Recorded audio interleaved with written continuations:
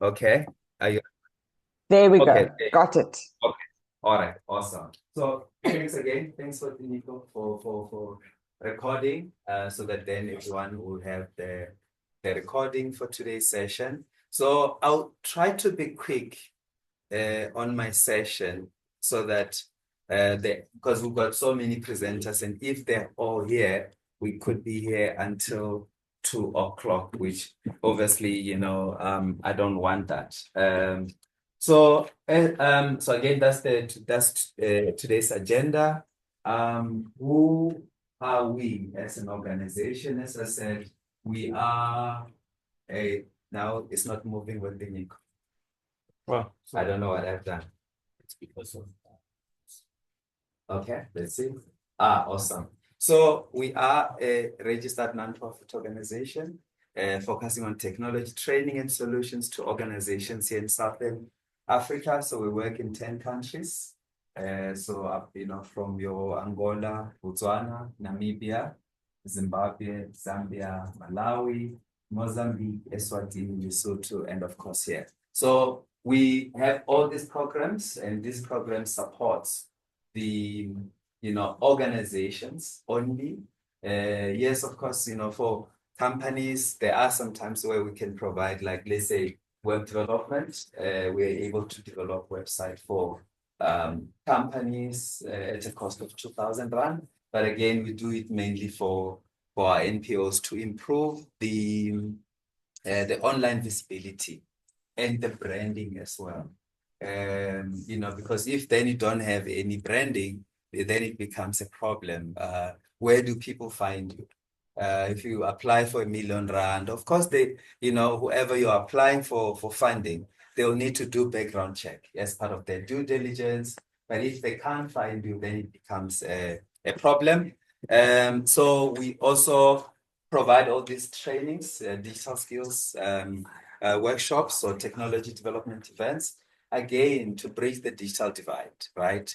There are some organizations that at least have the expertise internally, but some organizations have no expertise, and they're actually not really utilizing or adopting technology properly. So again, every now and then we host online like webinars and also in-person events to support the adoption of technology within the NPO sector. And of course, we got this program, which the Nico has mentioned, the donated and discounted technology solutions, which again supports the organizations in accessing donated and discounted, which I'll talk more about this program today.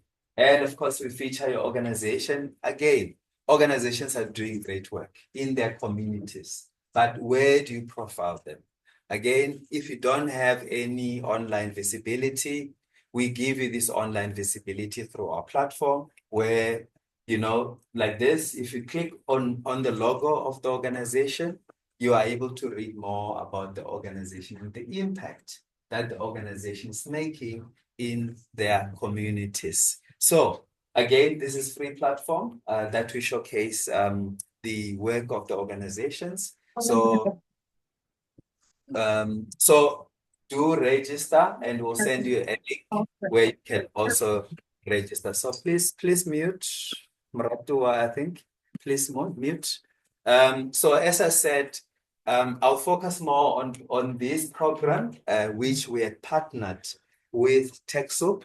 So TechSoup is also a registered nonprofit organization based in San Francisco in the US. And we have this program has been launched here in the country since 2006. So for organizations that have not used the platform, again, for the credibility, like how do we trust this program? There are some organizations that are already using it. And of course, the Nico has mentioned all that, as well as one of the organizations that has benefited on this program. And as I said, we provide more of the software solutions, which I'll speak more about that. So the software solutions that we get as organizations are from all these technology companies. all these technology companies. So again, as an example, for the partnership that we have with Adobe, you're able to get Adobe Acrobat Pro, where you are able to combine documents or convert documents to, let's say, it's a PDF to a Word document. You have access to Adobe Acrobat Pro. But then more importantly, I know last year we were supposed to have removed the Adobe Acrobat Pro for Mac or for Windows on the program, but that has been extended to until the 30th of May this year. So you still have a chance to get the Adobe Acrobat Pro from the program. And again, that's a once-off admin fee that you pay, and then you keep the software for good. So there's no monthly or annual payment after requesting the product. And of course, you know, if you need like your Adobe signed documents electronically, you've got access to Adobe Acrobat Pro DC. But again, that comes with a monthly commitment, which you have to pay monthly. And for Adobe Express Premium, you get up to 50 as a donation for per organization, which you don't really have to pay for the Adobe Express Premium bundle. You get all the stock images and so on. So you can request it for your organizations because it's completely free. And again, for Photoshop and Premiere Elements, comes with that once-off admin fee that you pay, and then you have access to that bundle, the Photoshop and Premiere Elements that you can get. And of course, if you need, you know, your InDesign, Illustrator, all that, you pay only that admin fee, and then you get a discount. But again, if you look at, instead of paying that $59, you only pay $30 per user per month. Again, it depends on which programs you need as an organization. And of course, got the Amazon Web Services, which as an organization, you're able to get the AWS credits to store your data on cloud. So it's mainly for cloud storage or host any applications that you may need to host using the AWS credits. And of course, we have your Asana. So for organizations that would need, like, you know, that management software, right? Project management, you can use Asana. You get it as a donation, but then once we send you the licensing details, you pay 50% discount directly to Asana. For Autodesk, again, for organizations that are doing, you know, like building structures, architecture, or if you need AutoCAD, you can get it through the partnership that we have with Autodesk. And of course, the Bitdefender for any computers. If you got computers, of course, you need to secure your computers. You know, you need to have access to antivirus and security for your computers. And you can get, for organizations that still have, if you still make use of the server, you need Gravity Zone, where it will secure and monitor your server, plus the devices that are connected on your server. And of course, you know, if let's say you have standalone, you can use the Norton that you get. So again, for Norton, these are standalone. If you have standalone devices, you can use Norton in one key. On the Norton 360, one key activates up to 5 devices. So you don't have to worry about, okay, let's say we're a small organization, we've got 3 computers or we've got 5 computers, one key will be able to activate 5 devices for around 300 rands. And then, of course, that's an annual subscription. It's not monthly, but an annual subscription through the Norton. And Cleverage, again, to professionalize your newsletter. To professionalize your newsletter, you can use Cleverage. I know for us, it's kind of a difficult one there because we use MailChimp. But again, we've got a large database of contacts that we have. So then we got a good discount from MailChimp. But again, you can get a discount directly as well from Cleverreach. And by the way, we're all familiar with Popia, right? Do you mind if we take photos? Is it fine? We can take photos. Thank you. Because again, if we then start taking photos without permission, our offices are very close to the information regulator in Braamfontein, so we don't want to,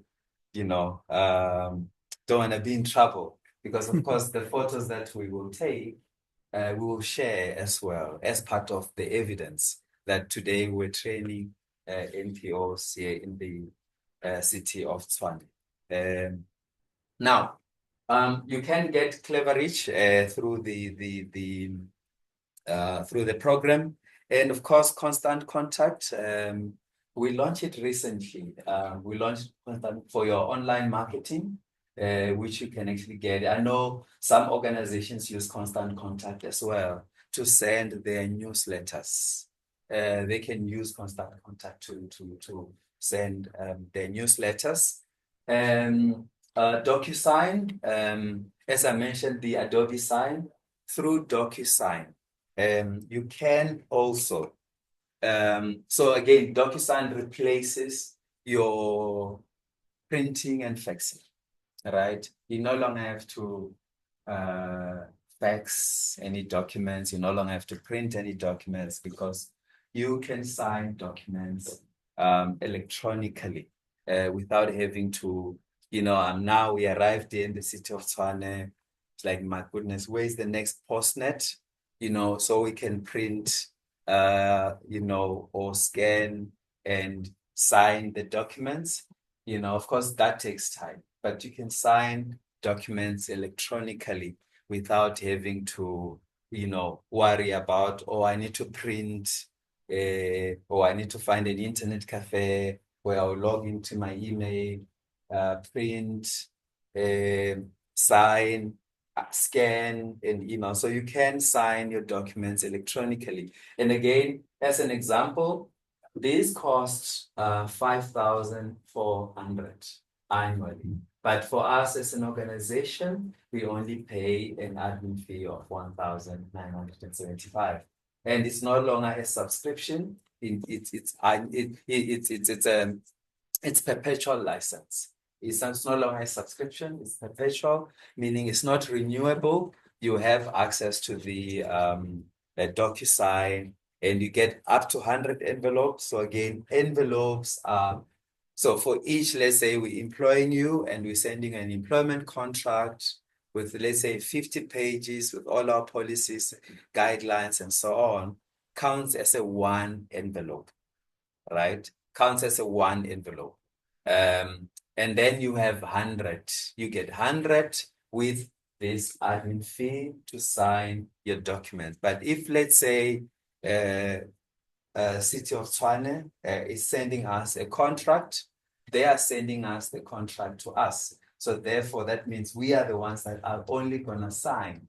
And as we sign, we don't need to have a license. The license is when let's say we offer employment, contract of employment, only then it counts as an envelope that we're sending out to sign the contract. So, but again, if you look at the saving, significant saving, which let's say is like 50% or over up to 55%, that you get as a nonprofit. Now, the next one, of course, Dropbox, for cloud collaboration, you can get a discount. Yes, for most people, we use DocuSign Dropbox for our personal storage. But again, you can also use it for the organization where you can store and collaborate on your organizational data. And of course, Microsoft. So I'll talk more about Microsoft later on. And Question Pro, so we launched Question Pro last year, and through this partnership with Question Pro, you get up to 90% discount, where you are able to do your online surveys. Depending on if it's internal or external, you can actually go through and do all your surveys. The Tableau, if you have like a large database or you want to visualize your data, you can use Tableau. Again, with TeamViewer, and as I mentioned, we work with organizations in the 10 countries. So therefore, we have to connect with these organizations where we provide technical support. And of course, we can't be traveling all over all these countries or all over all these towns or cities. So we connect remotely through TeamViewer. So it's very helpful. If, let's say, your organization is big and you're in different provinces, your IT does not have to travel to any town or any other office. Let's say you've got 5 offices. You don't really have to travel to those offices because through TeamViewer, you get this discount and you're able to connect on multiple devices to provide technical support. Wix, you get a discount here where you get the web hosting through the Wix discount. And of course, Veritas is making a couple of changes here on the Veritas product, but yeah, it's still available. And we'll mention about the updates that we're making. And of course, Zoom. As an organization, I know some have joined on our Zoom. They joined on our Zoom Workplace Pro and not the webinar. Again, as an organization, you get 50% on your Zoom meetings, like your Zoom Workplace Pro, and large meetings and also webinars. So if you're running webinars, you can get 50%. Again, it's a choice, right?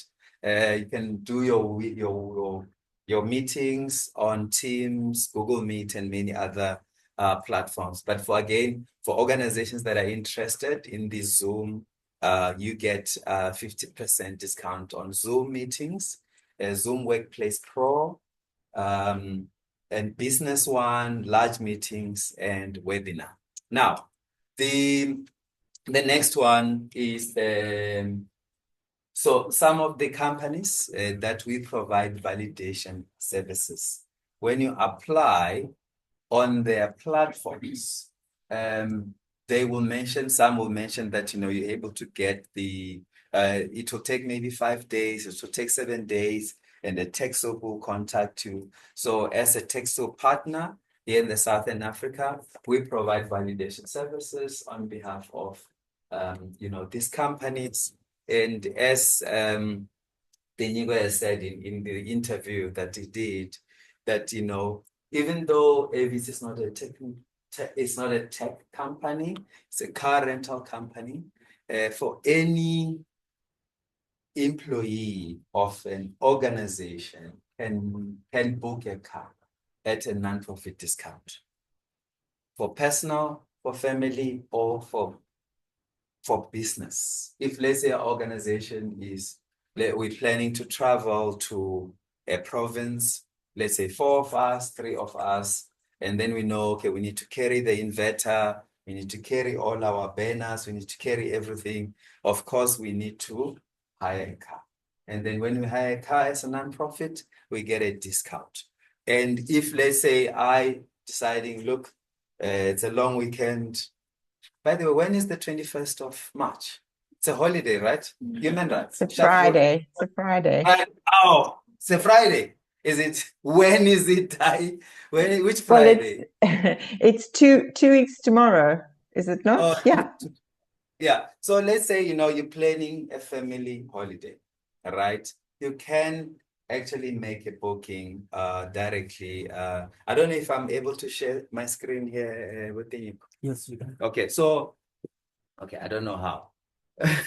Okay, go to my emails. Yeah. Okay, no, the Outlook, yeah, that one. Yes. And then go to the inbox. Yeah, okay, maybe I'll find it. So I need to search my email. Yeah. So, it's not yet projected. Okay, please project that. Let's project that.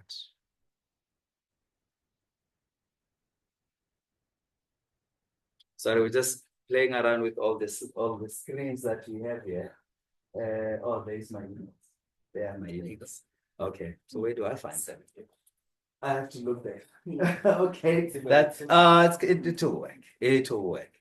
So Toto works for Mfesane, and he when in one of the trainings that we're doing in the Western Cape,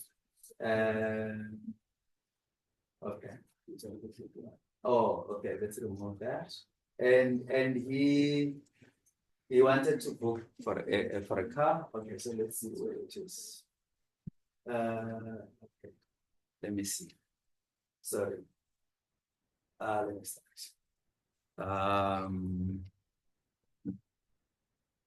Just want to see if I can find that email. If it doesn't work, it's fine. We'll share it again. Oh, so yeah, it's from my inbox.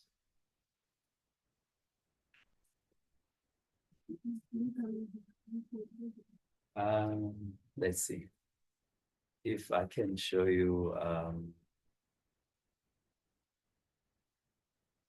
Okay, still the same. Okay, look, we'll figure it out during the break. So, okay, let's go back to the presentation.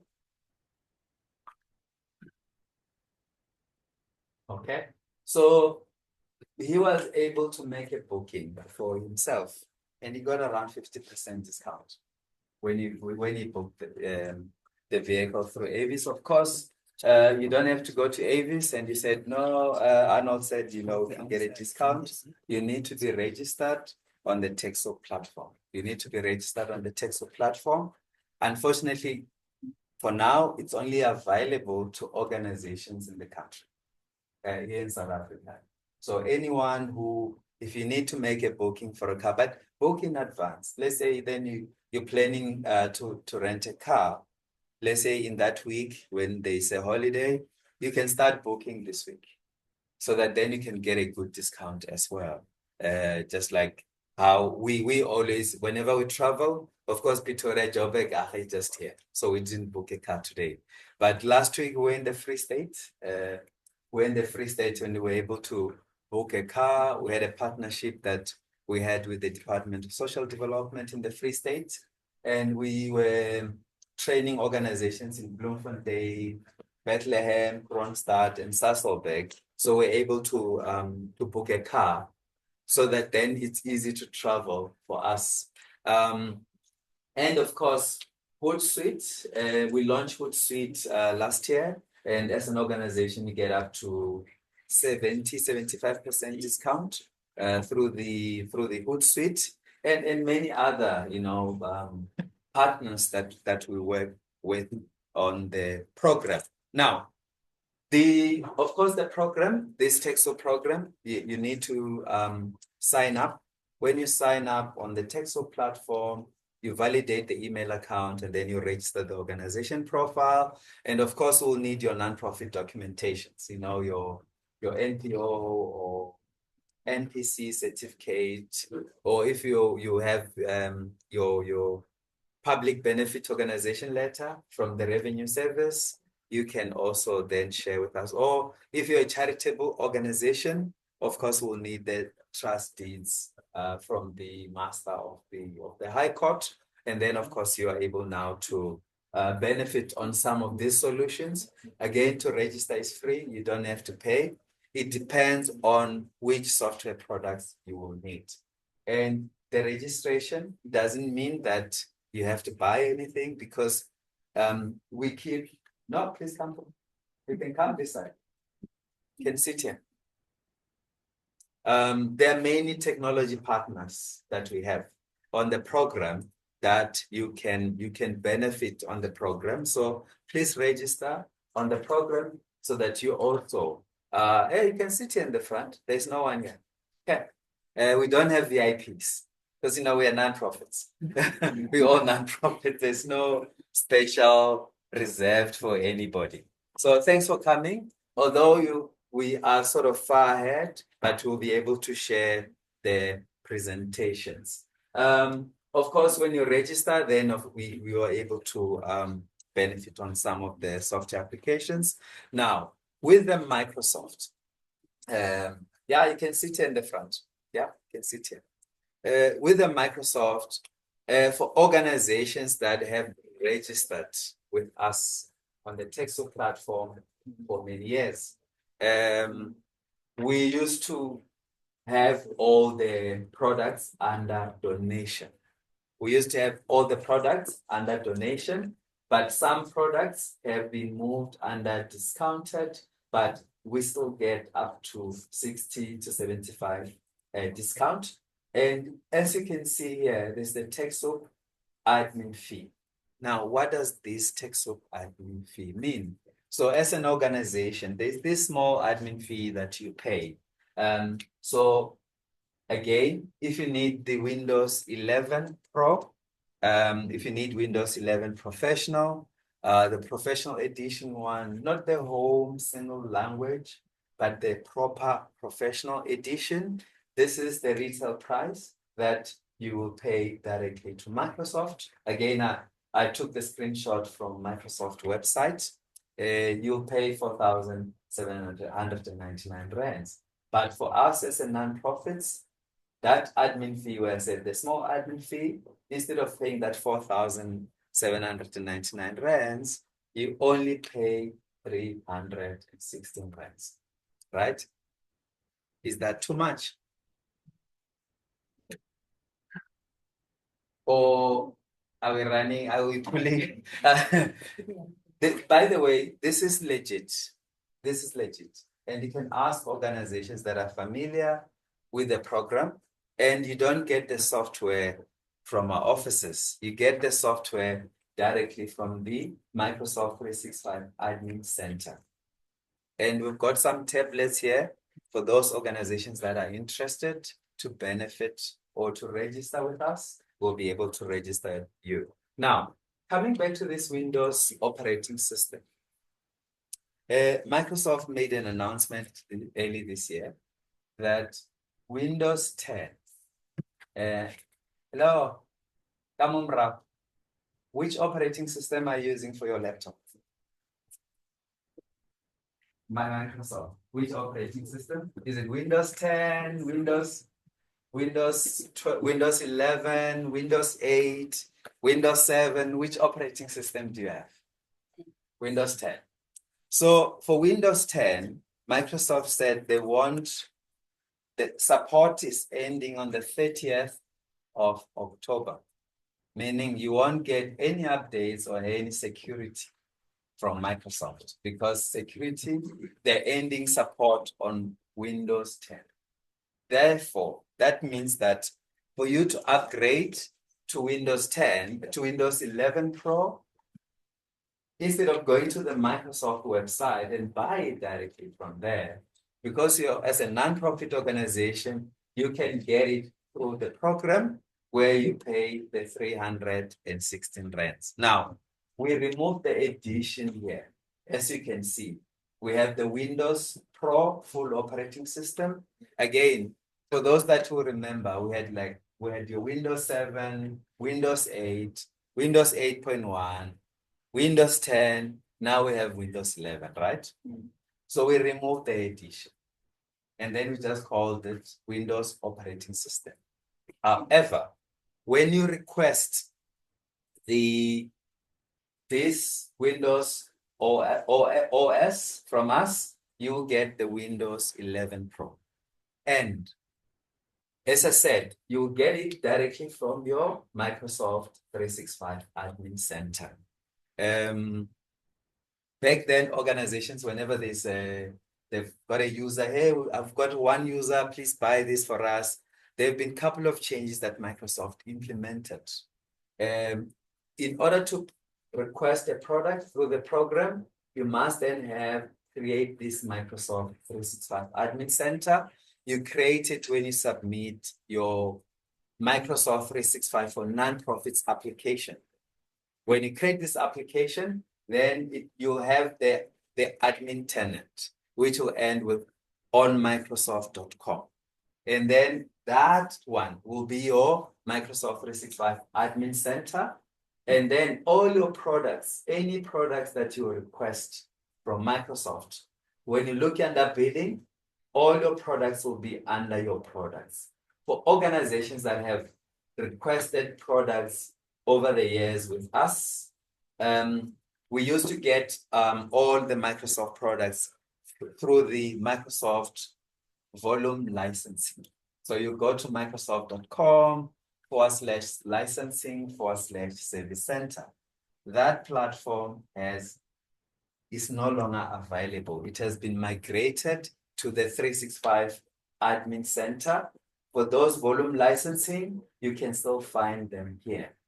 For organizations that have never, ever requested any products from us, you get your products under products. They'll be listed here under products because you didn't have any historical licenses that were migrated from the volume licensing service center to this platform. So you get them directly here. So even though you're requesting it from us, of course, you need to authorize us as a reseller in order to get these products. Again, we'll send you a link. You authorize, and then you get the products. And then the minute you request, they will be listed on your 365 admin center. Okay. Now, the 365. So again, if I go backwards, the cloud, around 2013, if I remember correctly, Microsoft launched there. Then it was Office 365, right? Office 365, but now they changed it to Microsoft 365. And us as a nonprofit, you get the donation and the discounts through the Microsoft 365. And again, some are donated, some are discounted. Now, what is available through nonprofits? You can have access to the Microsoft 365 Business Basic, which again, you get up to 300 users. You have all the cloud solutions. As you can see, those are all the applications that you get. You have the Microsoft 365 standard, business standard, which has the cloud and the desktop applications.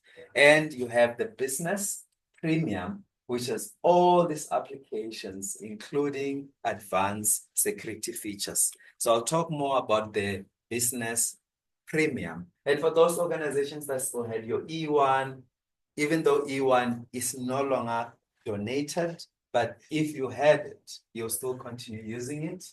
E2 has been discontinued. So if you have some licenses or some users on E2, rather get basic or other subscriptions because E2 is no longer available. Okay.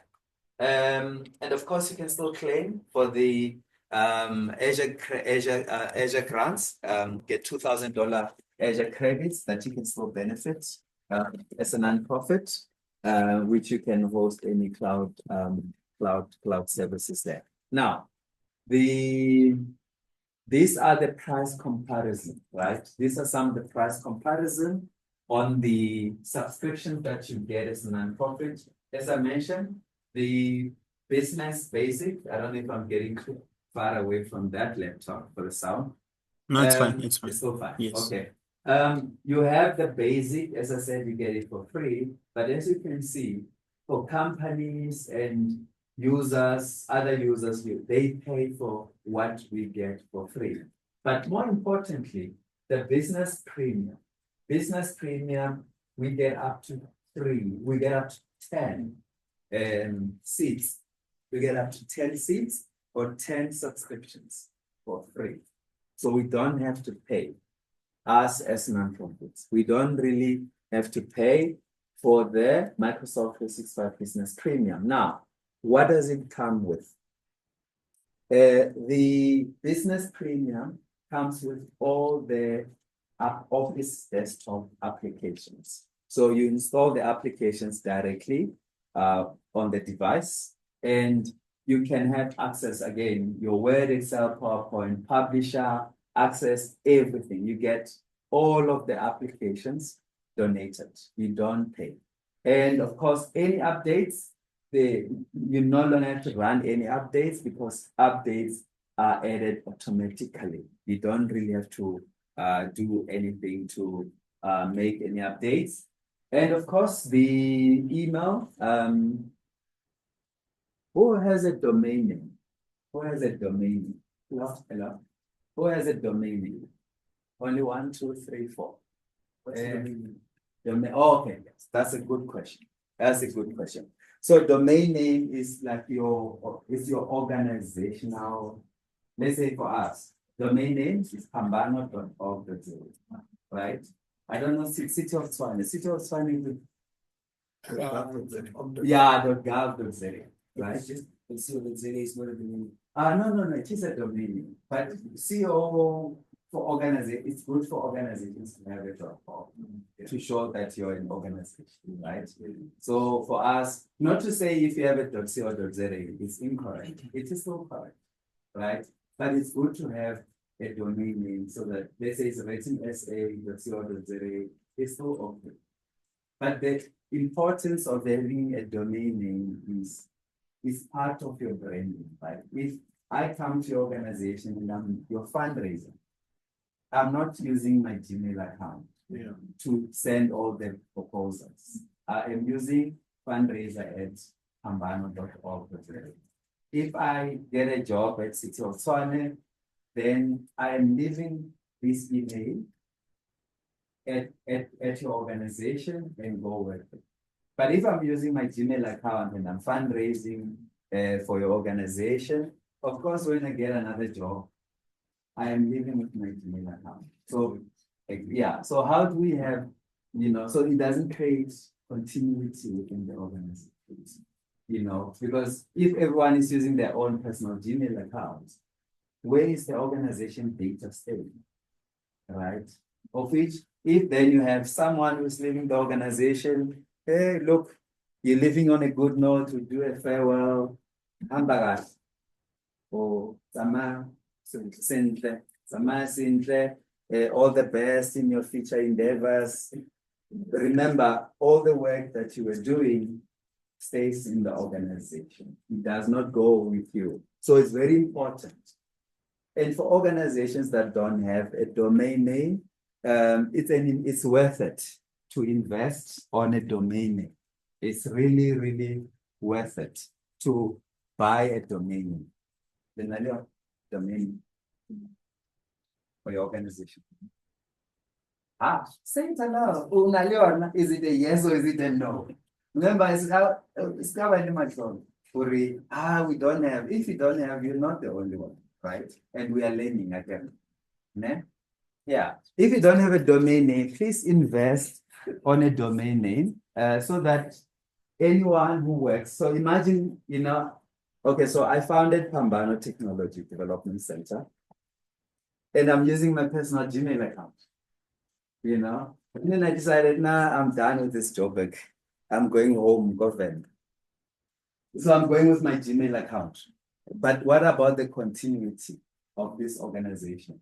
Remember, there are employees, there are people who are employed, who've got programs, who've got contracts, all these partners that we're talking about. I'm not signing in, using my Gmail account. I'm using the organization email address. If I decide to leave, the new director would have access to everything. Like now, all these presentations, they are available on our SharePoint site. So it's easy. Invest on a domain name so that when people come and go in the organization, they don't leave with the organization data. Organization data stays in the organization. And of course, with this, you are able to host your emails on Microsoft. So again, coming to the domain name, you can go register domain or Xmilo, AfriHost, GoDaddy, and many others. And us. Okay. Yes. And can you go here? Through iMentorUFoundation? NTID Technologies. Which one? NTID Technologies. Okay.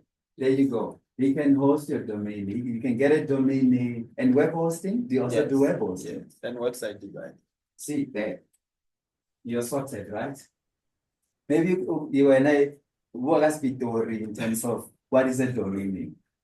I can't speak Pitori, unfortunately. I can't speak Pitori. I thought everyone here But a speaks domain- Pitori. Yeah, the domain name it's more of your internet appearance. Your internet appearance where people can search you and find you through. Yeah. So it's more of .co.za yeah, .org, .gov. Yeah. Yes, those it seems like you know this. Yes. And it Yeah. shows the credibility, right? Let's say that City of Tshwane, right, is hiring or is funding organizations. Or let's say the lottery. If you want the lottery and you search the lottery, you go to the National Lotteries website, right? Or let's say it's DSD or whatever the case. You are going straight to their platform, right? So it's actually, so we don't have a domain. Yeah, you do. You do? Yeah. What's your organization? Life Talks Media. Life Talks Media. And do you have a website? Life Talks Media. Yeah, I see. So if we go there, then we are able now to find your organization, what you do as an organization. And it's very important when you send proposals, right? When you send proposals, then and okay, again, because it's recorded, I don't want to say the company, the foundation that I was talking with yesterday. They said, when we get these Gmails and Yahoos, they are the last on the list. Yeah, when you send your proposals with your Yahoos and your Gmails, they said no, those ones, they are the last for reviewing, doing their due diligence. They first prioritize the ones that they can track, right? Because your organization, it's easy to find it. It's easy to do that due diligence already. Okay, what is your organization doing? Is what the proposal saying? Is it corresponding with what you're saying? Can you see your work on your website and so on and so forth, right? It's easy and they can communicate with you. The Gmails one, and I mean, we train many NPOs. We don't even know our password on our Gmail. Let me create another one. So now you're creating a new one, right? Yeah. You had this one that you had, and people are communicating there like, hey, we're looking for you, can't find them. Because now they lost it. But here, when you have a domain name, if I forgot my password, it's easy to change the password and then I'm back online again. So it creates that credibility. And again, hosting, Tenigo here through his company can host the domain name and web hosting, but the emails, you can host them on Microsoft platform. So again, you just, instead of emails going to AfriHost, again, you pay for emails and website. But here you're able to host your emails at no cost. And for up to 50 gig mailbox, you can access your emails online, on your phone, smartphone, tablet, and so on. So I no longer have to worry, I'm out of office, because anyway, all my emails are here. And again, takes away that thing of many organizations, when you train them, they always say, yeah, but Runa, we don't have computers.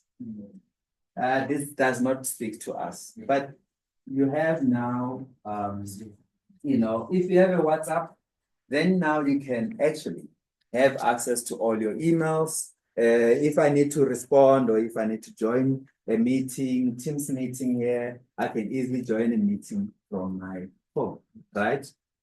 And then of course, file storage. And we see this a lot. When we connect on many of the organizations, you find the entire desktop full of files. Those files are sitting on the device. And you lose that device, it's over. You see, it's over. Oh yeah, it's chai, right? For the youth. It's chai. So you're gone. So, but then as for us as organizations, we have 1 terabyte on OneDrive for business. And again, you have additional storage on SharePoint. And again, you have all these advanced security features. I hope I can do the practicals. I hope we'll have time on how do you use this Microsoft 365. I'm just worried now because, you know, some of you arrived very early and I know you wanted some water. I don't know if the kids are already here for tea, coffee. They're on the way. Okay, right? Yeah, they're on the way. They are on their way. Okay, all right.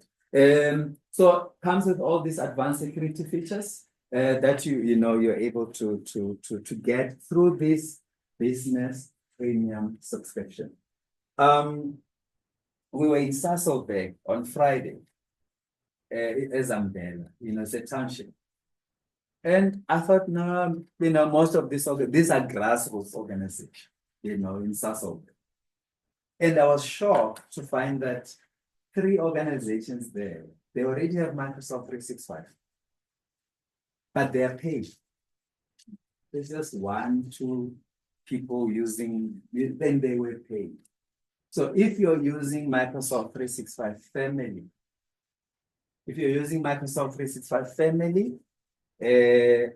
as a non-profit, we can assist you to convert it to the non-profit one, where you no longer have to pay and get this 10 business premium. So again, it was a shock for me because you're training and only think they've never used any Microsoft 365. And people may, banally crash. Ma'am, readiness, so one is like the many of the ECDs, right? The crashes. It's mainly elderly women that are running the ECDs, right? And I had no idea that they were paying for this Microsoft 365, and they were paid. So are you paying for Microsoft? Who is paying for Microsoft 365? 2, 3? Okay, but have you already got the 10, right? Okay, no, that's fine. So as I've shown you here, right, on the pricing, where the pricing, even if, let's say, I'm trying to think, let's say Peace Parks Foundation, they've got an office here in Centurion, and of course another one in the Western Cape. Of course, a big organization. Can't think of any big organization here in Pretoria. Which is a big organization you're thinking? It's mine. Yeah. Okay. What's the organization? You are? Project Literacy. I don't So, thank you. Project Literacy. How many are you? 26. 26. Great. Yeah. So this is not only available for the small organizations, even bigger organizations. Whenever you request licenses, we first give you the option for the 10 business premium, right? And at times, you can actually assign the 10 business premium to your senior management team. And then the others, body interns and whatever, you can assign or either the basic or the business standard. So you get this 10.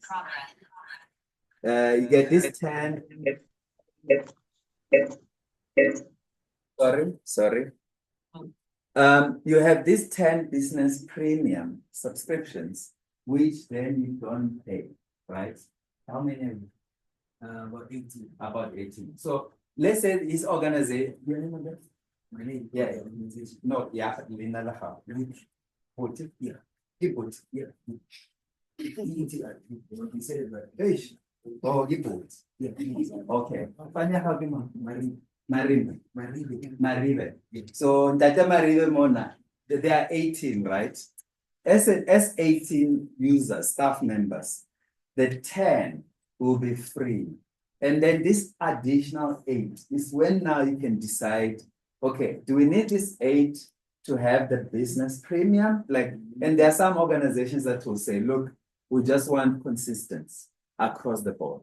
And there are some that are, look, don't budget-wise, let's aim for the business standard. But at least you can mix and match the subscriptions. You can mix and match the subscriptions. So again, it's a choice. But for smaller organizations, big and small, you have the option to get the 10. And once you have the 10, then you can then, start setting it, right? Again, with the hosting of the emails, even if you have your registered domain, your AfriHost, you can redirect the emails. You do the email migration so that your emails are hosted on Microsoft 365. Once they are hosted there, you are able to access all your documents wherever they are.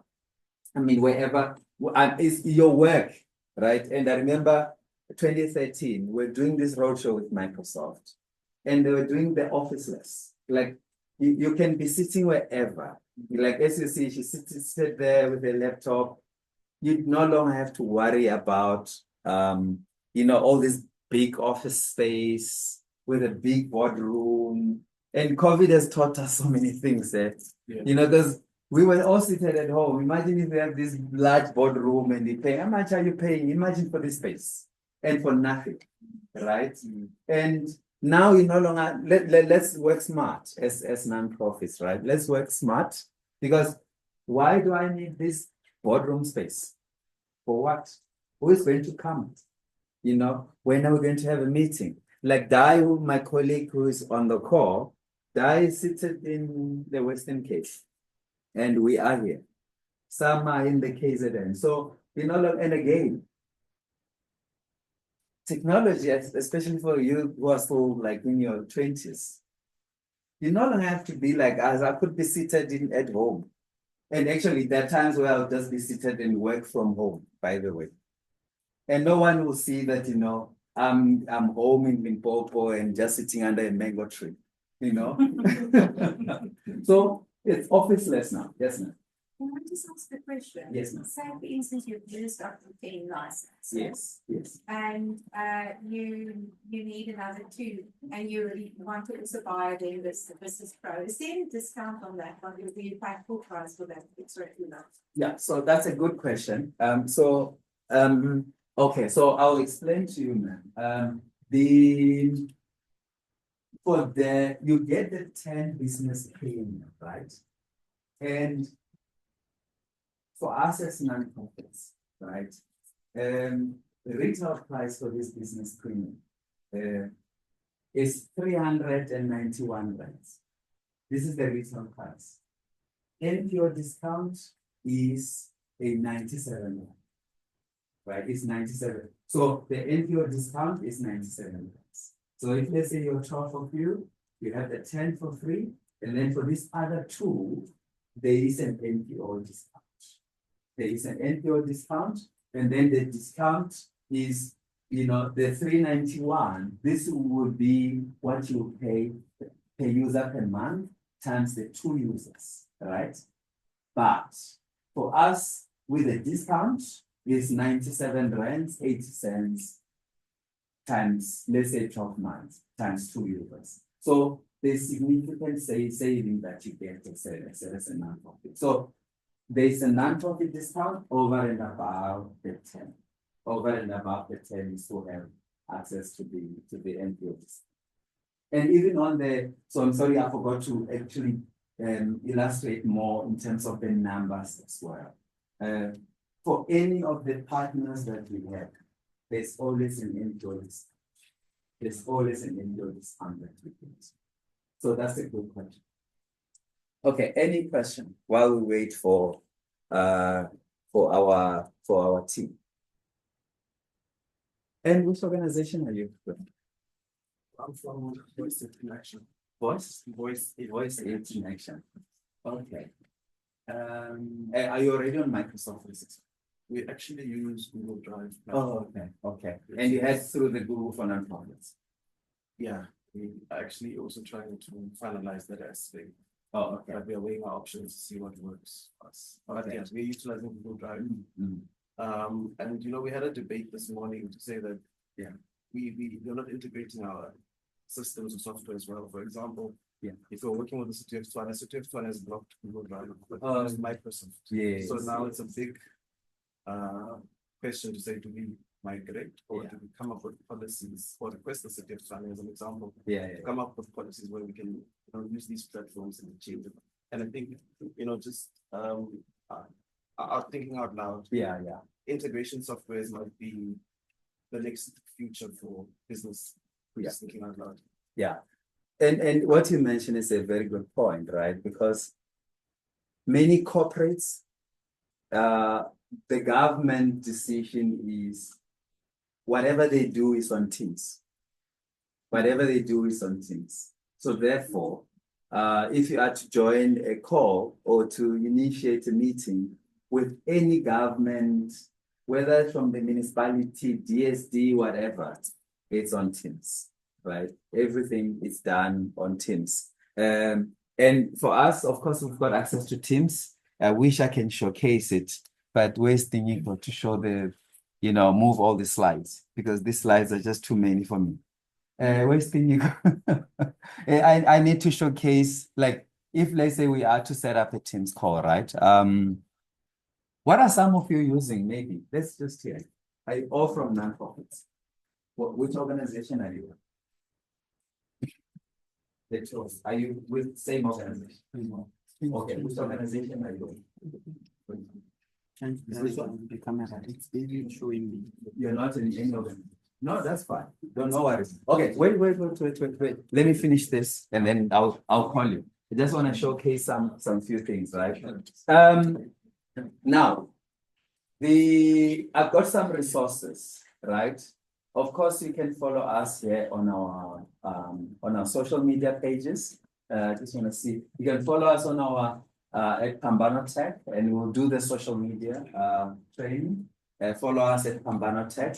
Follow us also in TechSoft in Southern Africa. And of course, there's this fundraising mentoring network that Frank Julie runs this page. And also we have got this NPO, NGO, NPC challenges in South Africa, which through this, we got like more than 50,000 members in this Facebook, which we post so many content on this. But as you have seen, right, the beginning of this year, I hope you have seen it. There were some, after the metric announcement, there was this numbers in terms of the university spaces vis-a-vis the number of students that actually applied. There was no match. You had like maybe 80,000 applications or 50,000 applications for like 900 spaces in these universities, meaning that our children or youth of the country or anyone who needs to go to university might actually not find a space. Yeah. So through the Mzansi Digital Learning, of course, this is run by Africa Tekun. It's a free online course which you can get a skill or a certificate onto something while sitting at home, right? You can be a data analyst. You can be a systems administrator. You can learn about generative AI. You can learn about soft skills. And if you are a Vodacom customer, you don't have to pay. You don't need to have data to consume any of these courses. So again, you may know some of your relatives or friends who couldn't get a space at a university. This is a platform where you can actually learn a skill while sitting at home. And of course, these are my details. You can get in touch with us. Of course, for online, we're going to have a comfort break while we wait for tea.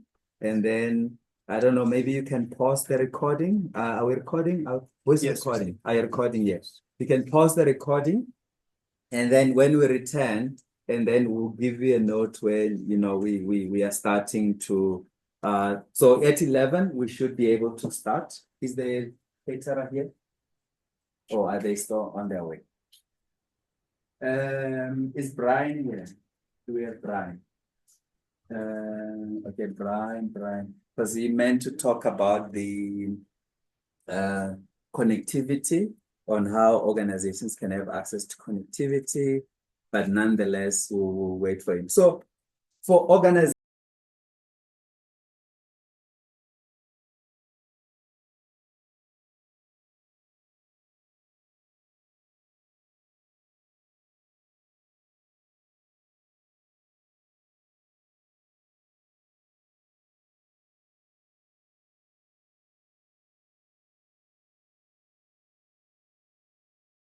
because you're just so far away. And little now on the back, you can also just come close to this side, so that at least we have like a proper in a nice session together. Okay, the next session, our next session, and I'm sorry that we had to juggle our agenda. However, the next session is focusing on AI, on Copilot, and our next speaker is I will just call you Abel. Able, that's right. Abel Murimbika. He's going to talk about Copilot, because again, we need to really adopt technology. So he's going to talk about that. So let's just give him a session and then we'll go through it. Okay. Yeah, that's all you're saying. Thank you so much, Anwar. Good afternoon, everyone. Afternoon. I hope those who are online can hear me. Can you hear us, Dai? I can hear you perfectly. Awesome. Okay, Thank great. My name is Abel Murimbika. I am IT specialist for a company called City Blue. We are based here in Johannesburg. We specialize in everything IT. So especially giving support to organizations of any size. With Arnold, we connected because we pretty much work in the same context with non-profit organizations. And when we talk about technology, it's often dreaded because of the makeup or the nature of what non-profit organizations are. So our support comes in trying to help you grasp the simplest forms of technology so that you can leverage what is available through TechSoup and through the expertise that is around. So you can make the most and be able to do a lot more with the limited resources that may be available. So I'm going to speak about artificial intelligence, specifically focusing on a product offered by Microsoft called Microsoft Copilot. But just as a basis, I would want to find out, does anyone know what artificial intelligence is? If you know what artificial intelligence is, just say one thing that you use it for. What it enables you to do. I write captions and posts. You write posts for social media. Yes. Okay. I use it sometimes to build models to code with it. Models for code. Okay, that's great. Someone else?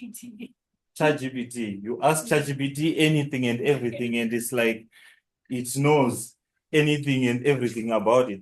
But essentially, when we talk of artificial intelligence, we are talking about training machines, computers, to be able to function just like humans.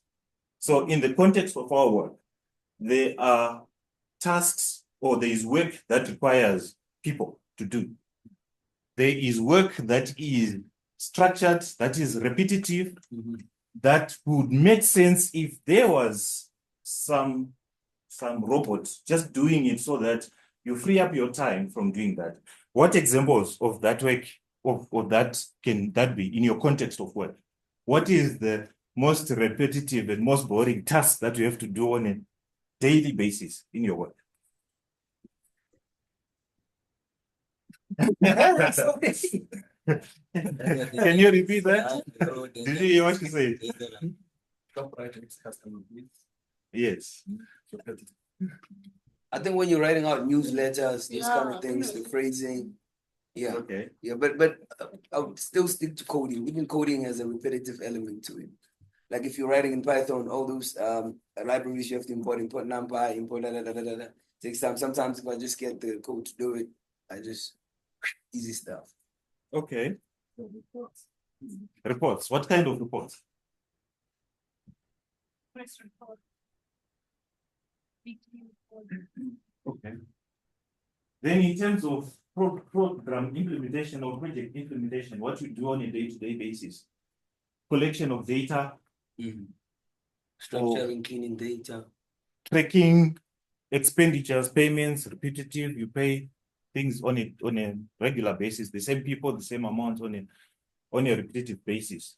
So these are candidates or areas where you can look at what you can do with artificial intelligence, because it is able to, artificial intelligence gives you the ability to analyze your data, because it's able to understand language, it's able to recognize images, it's able to solve problems and learn from huge volumes of data, so that you don't have to go through a lot of data to try to make sense of what's being said. Has anyone ever used the artificial intelligence that comes with Adobe, which can summarize a whole book for you, or whichever platform, ChatGPT? Yeah.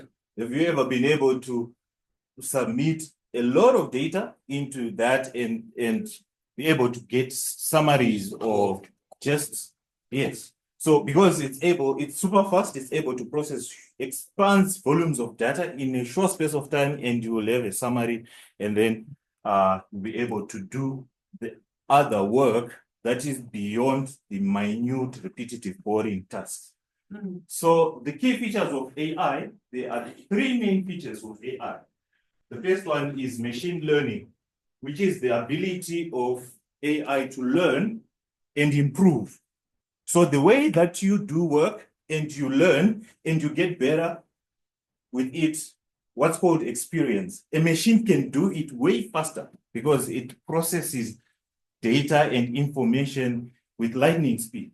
Yeah. So the way that you took 10 years to write on your CV, 10 years of experience, if it's a machine doing that, how long would that take for it to learn that amount of data? So machine learning is a hallmark of artificial intelligence. Deep learning allows, it's for using neural networks to process information the way a human does. And natural language processing is essentially being able to speak to a machine and it understands what you're saying, the way you use hello BMW or hello Google or models Siri. Like that. Or hello Siri, yes. Yes. So just for your knowledge, these are the main hallmarks of AI. That make the core of what AI is. So why the focus on artificial intelligence in non-profit organizations? A lot of times, when we talk about technology, it is so far-fetched because of the makeup of the organizations which you either run or are part of. A lot of times it requires specialist knowledge to decode artificial intelligence to you, right? It requires specialist technology skills to be able to bring it down and implement it in your organization in a way that you're able to use it from day one. And that is usually missing in the makeup of your organizations. But it is important, firstly, as a professional, as an individual and as a professional, just to know what is happening in your world so that you're able to take advantage of what is available for you to take advantage of. Because if you don't, what happens? We had many industrial revolutions, and with each industrial revolution, the people who did not adapt or move with the change were displaced or they were disrupted. So that's what happens, disruption. So as a professional, you are going to be, you're going to be writing reports, right? And you need to write a funding proposal to Ford Foundation. You don't know anything about artificial intelligence. She knows a lot about artificial intelligence.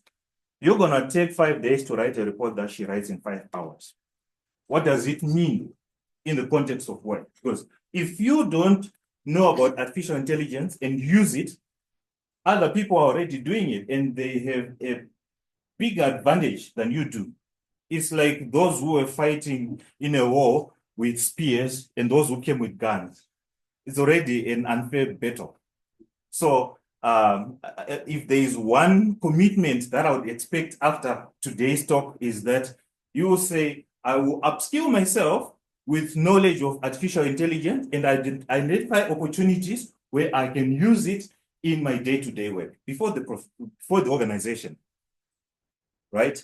So we focus on non-profit organizations with this kind of technology because it gives you the ability to do more with less. If you have limited budgets and you need to implement a project at scale, some tasks will not require people to do because if you set the right programs on your computer, it will do everything for you. Then the human resources that you have, it's not to say that they will be fired. No. You relocate them to a higher or more valuable position or function in their work. So where you were taking 5 days to do one funding proposal in a month, you do just 4. You are now able to do a funding proposal a day, and it gives you more time to be able to find funding proposals or funding opportunities, and you can actually do any other work because the repetitive, the simple, the work that machines can do better, they are doing it for you. So it's a complementation, it's not a replacement. Okay. So here's some common applications that AI organizations are already using for AI. Yes, right. So the areas that artificial intelligence can help your organization is in donor management. Should I move? Let me see if I can move it. Where is the receiver? Oh yeah, this one. Oh, hold on, just it's like it's not aligned or thing. Oh, okay, yeah, it's open. Okay. Yeah, we needed this one because it was showing here, but it wasn't showing there. Yeah, but it's okay. Yeah. So areas where you can use artificial intelligence in your day-to-day work, fundraising and grant management. We talked about writing proposals, right? AI can help you research what you're going to write about. And I'll talk a little bit more about Copilot. Maybe I can, if I have time, I will demo something. I'll just do one demo. I have several demos in the presentation, but I'll demo what you can do with a funding proposal when you're using a product like Copilot. It allows you to streamline administrative tasks. You may be working with many organizations, partner organizations, or grantees who receive money from you. And when you disperse the funds and they spend it, you request for receipts and proof of payment, and someone has to sit and reconcile everything. You can streamline that process such that you're all working off one budget, so to speak, and anyone who's doing any activities is reconciled back automatically, and you cut out the entire administrative step of capturing. So that's the administration function. You mentioned you use AI to write posts. So for social media, it can help you suss the market and the trends and write posts that are current with what's happening. It can help you write correct English quickly and simply, and it helps you create a positive and consistent brand in the face of your customers and your followers. And it allows you to allocate resources better. So where you... Sorry, I think there's a question there. Okay. So there are others that have joined online, by the way, Abel. Could you please explain what can be done on free and when you need to upgrade to paid according to your needs for Copilot? I hope you got the question. I got it. Okay. Can I answer it when I'm... Yeah, when you're done. Yeah. Please. Okay. Resource allocation, you stop doing the mundane, repetitive work, and the resources that you're allocating to that, you repurpose them where there will be more value. And AI program delivery. So when you use applications that you use to track your projects, they can be infused with AI so that they can be giving you insights in real time as you are implementing your project. And that can be on any front, including communication, as I will show you. Moving on to the next slide.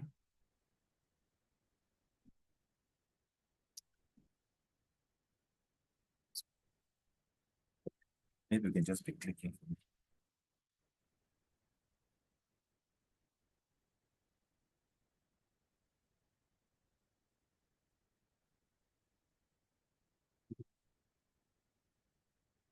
It's running from this one is just sharing the meeting.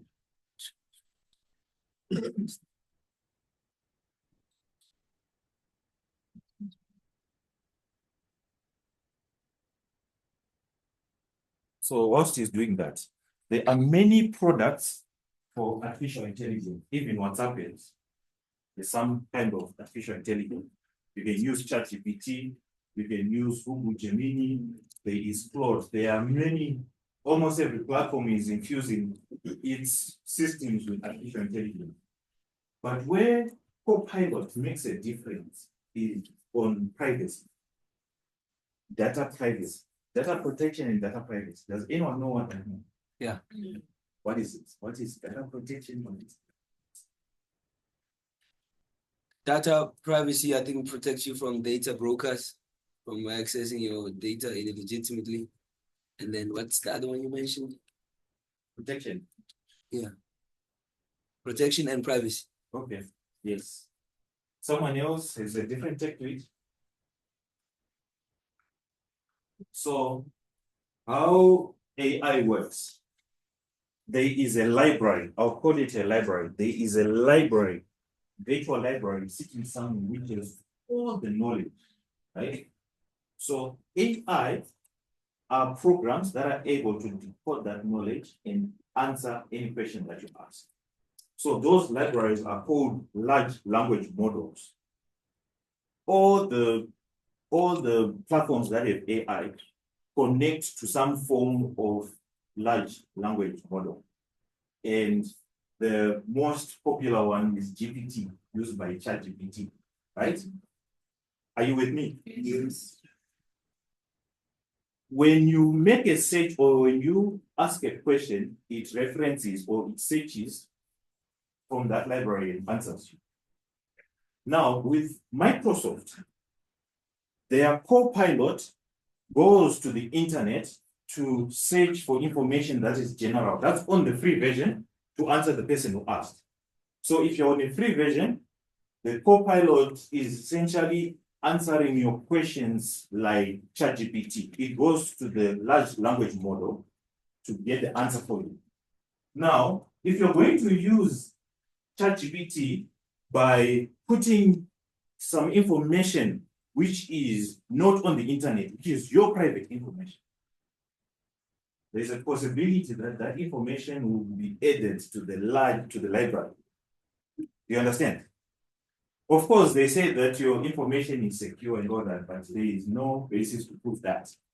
So the difference between paid and free is that the paid creates caveats to separate internet and public from private.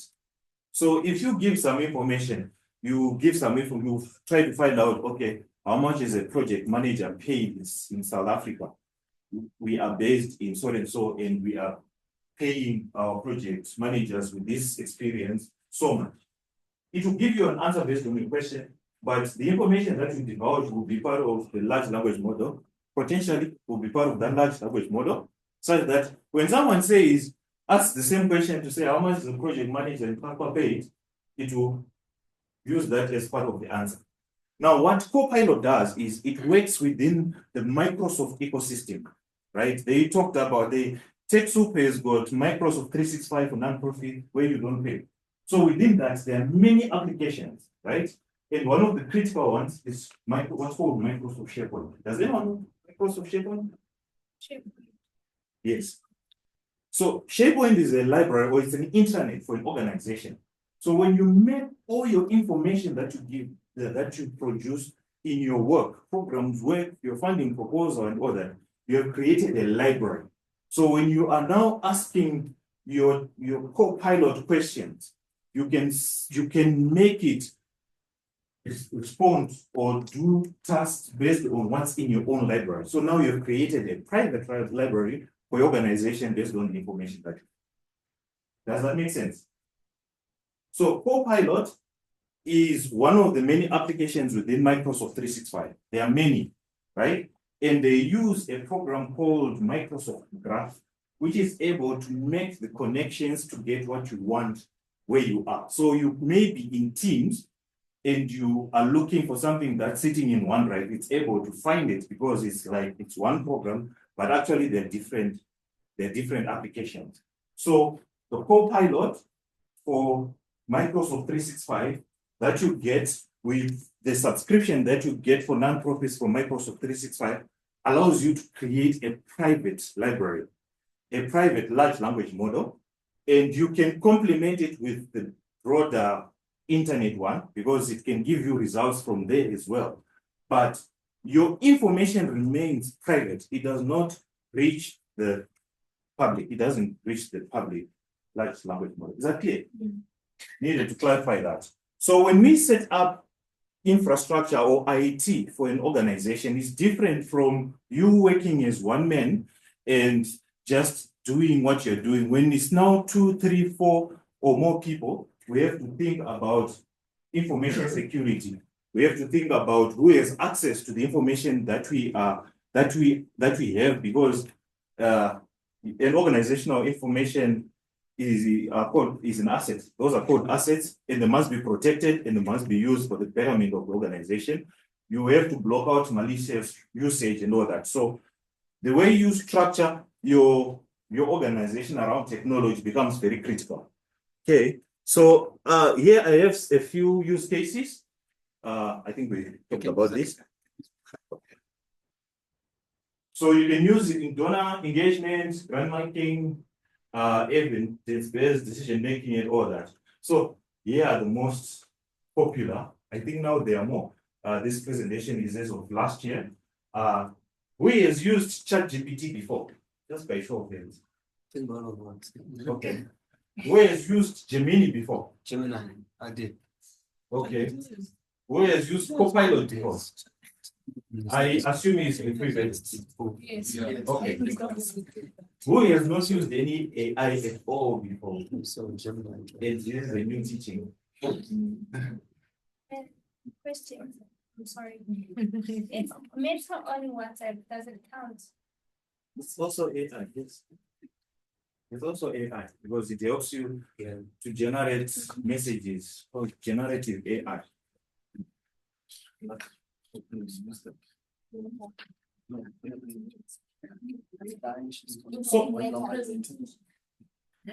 So who has not used AI before?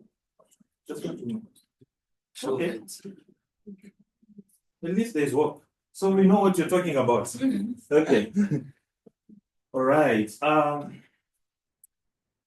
So what is Copilot? Copilot is an advanced AI-powered assistant designed to enhance productivity and streamline workflows within Microsoft 365. So it's everything that you do with a Windows computer, with Windows program, but it's on steroids.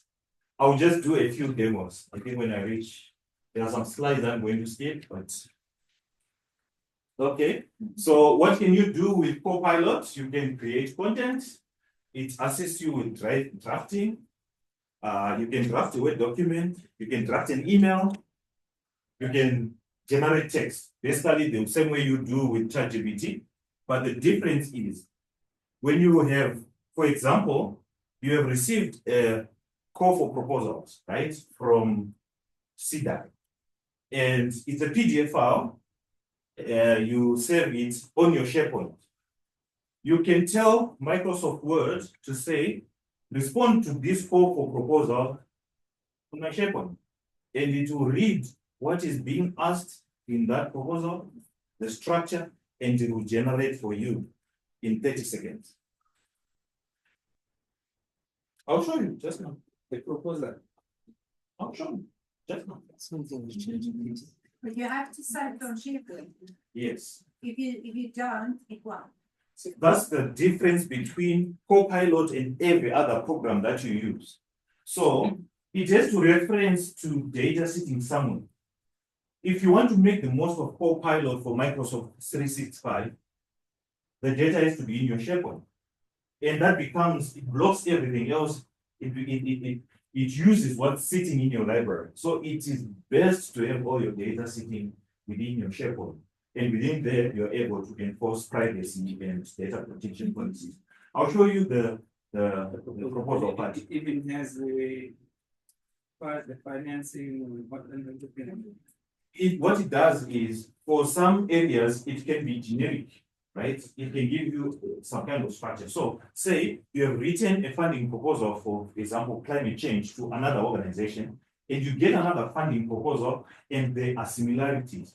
It will refer to the proposal, to the request for proposal that you have submitted for it to refer. But it will also look at other proposals that you have written that have the same context and pick from there.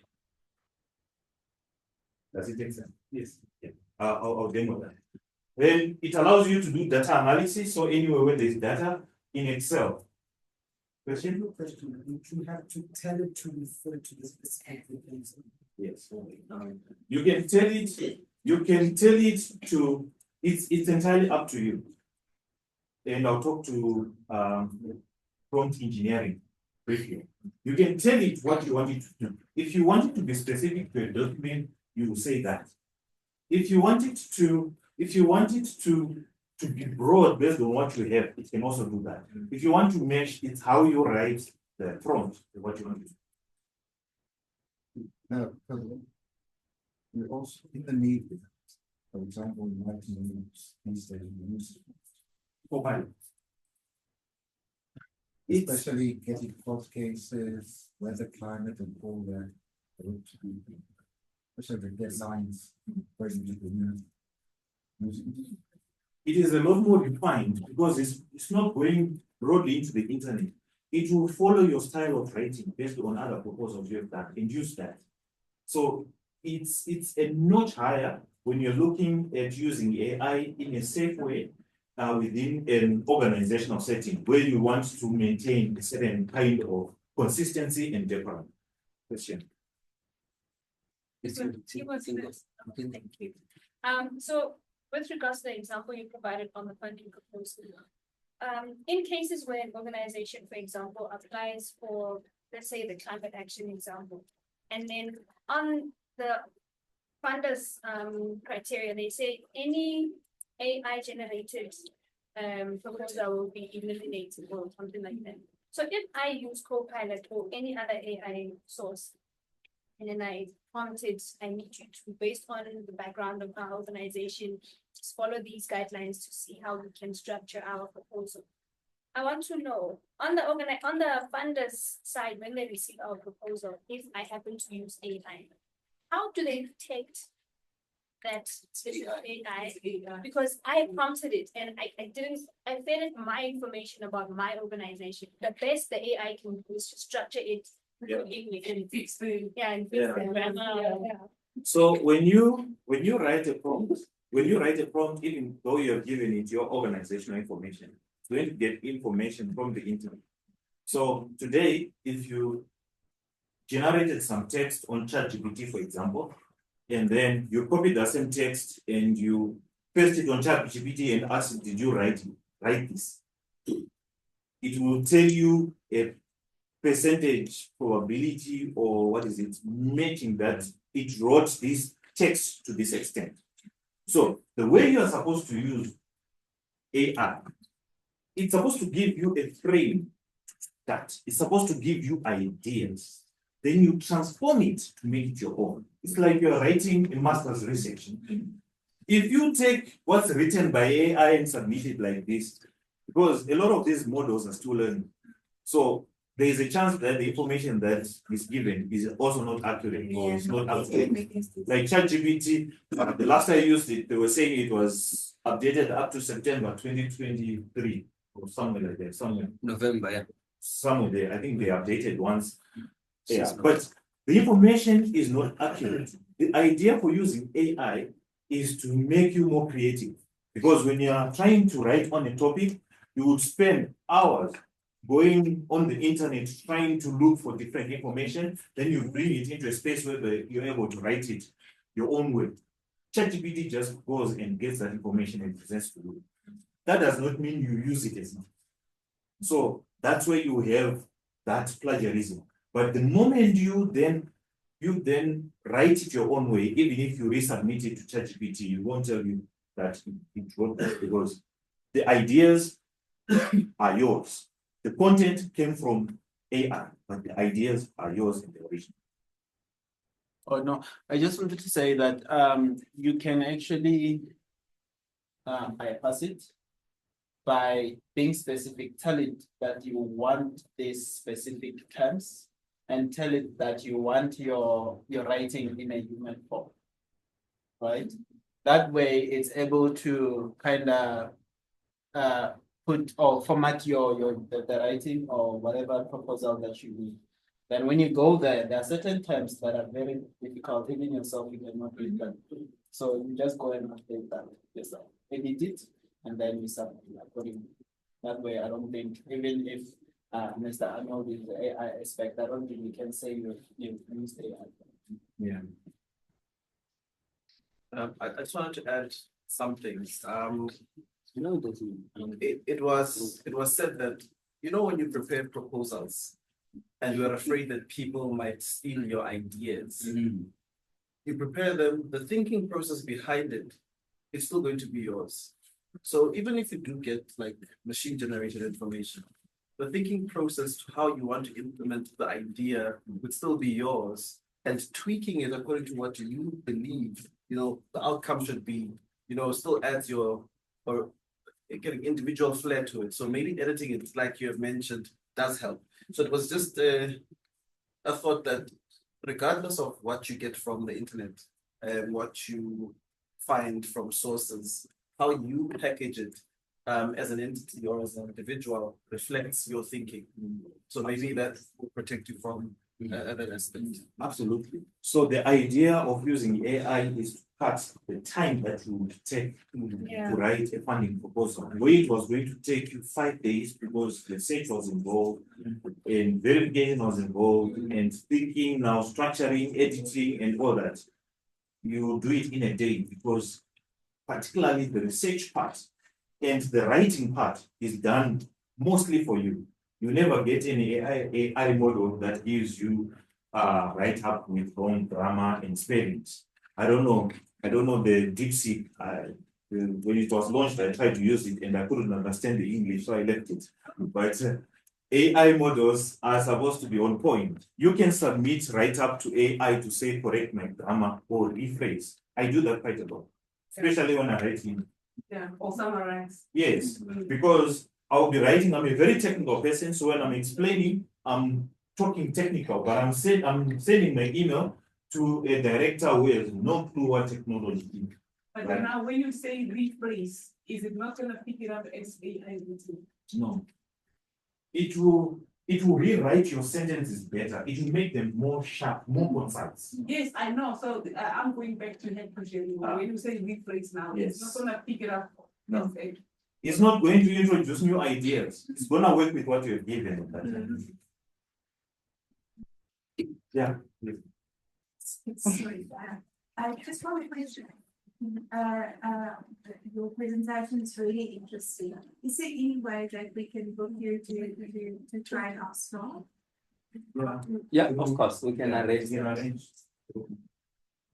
Yeah. Okay. So meeting assistant. Abel, yes.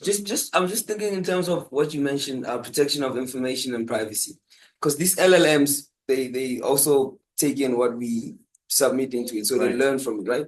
So now you describe Copilot and then there's ChatGPT, and just tell me if the understanding is the same. The difference with ChatGPT, like for example, let's say I write a poem on a heartbreak.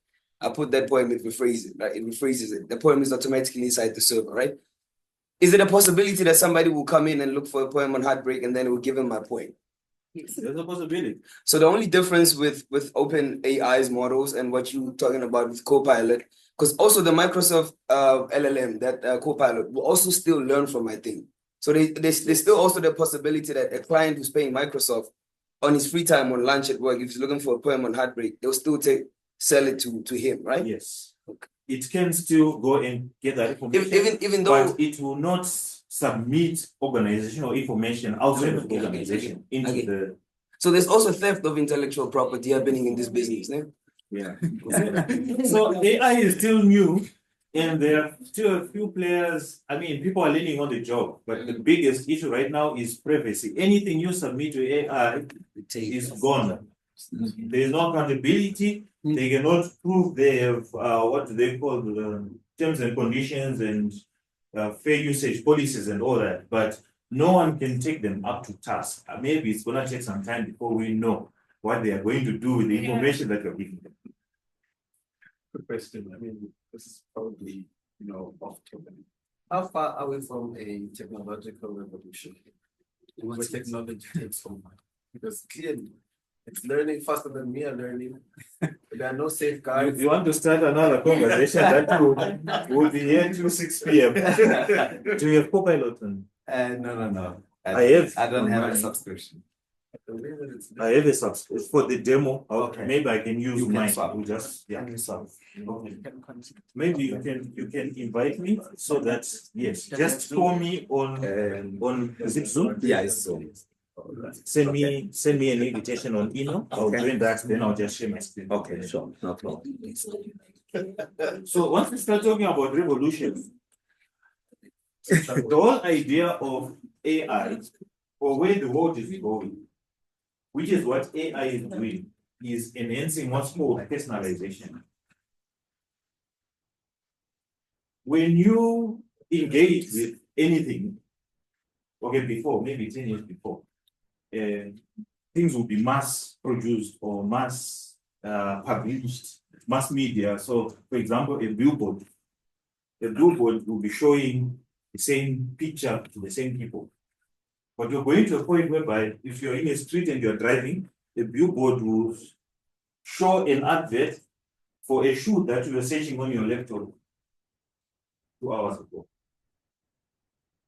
So the transition is about understanding the human person and serving them what is relevant to them. So imagine models that are able to differentiate between you and be able to do everything in real time. That's where we are going. So maybe the revolution that you're talking about refers to that. Okay. Are we on the phone? I think so. You're still number 4. So we're now in the 5th. AI is beautiful, but firstly, you must know about it so that you take advantage of it. And secondly, you do not fall victim. Imagine you are recruiting and you are receiving CVs and people are writing this beautiful English with their cover letters, and you don't know that there's ChatGPT which is able to just write that letter for you. You'll be like, wow. Then you recruit the person, you ask them to write their first sentence, they can't.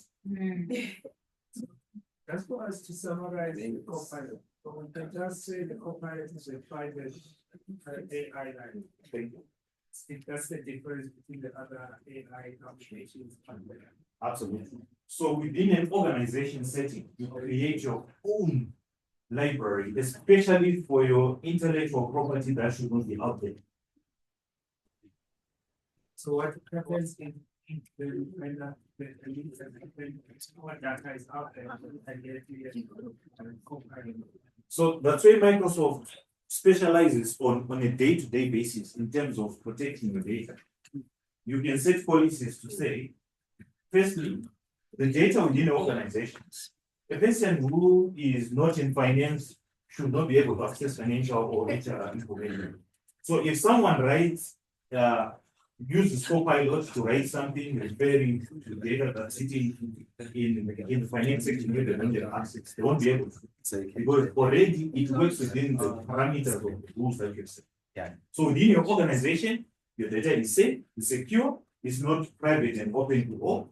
And then when you're using it, even if the AI goes to search the larger large language models, GPT, it will not expose your information. That's the biggest. So are you saying that Copilot also relies on the larger, more better LLMs? It does. Yes. Yeah, so you can share your screen. Okay. Yeah.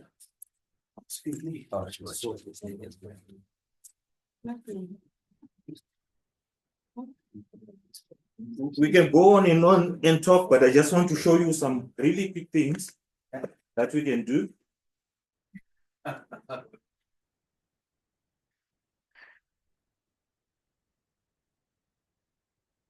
That's it.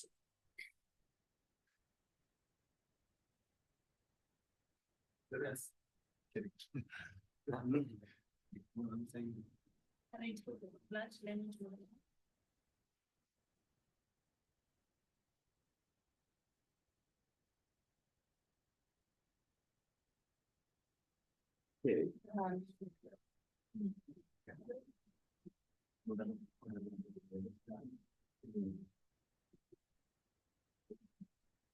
Okay, I'm sharing my screen. Yeah. Dai, you still can see, right?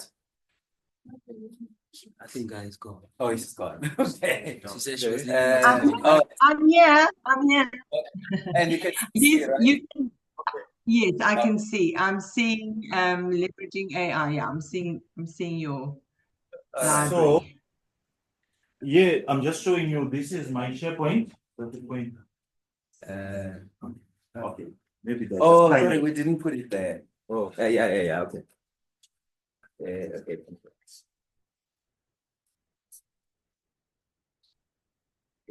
So, I've come to my SharePoint. I have a file. If you cannot read, I'll just open it. It's a PDF file. It's from Call for Proposals 2024 from EEP Africa. You can see this, right? Yes, we can see. I'll close it.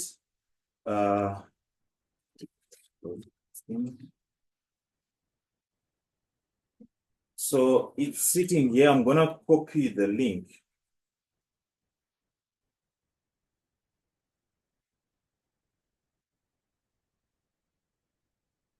In that, I'll open words. I'll just write a simple prompt.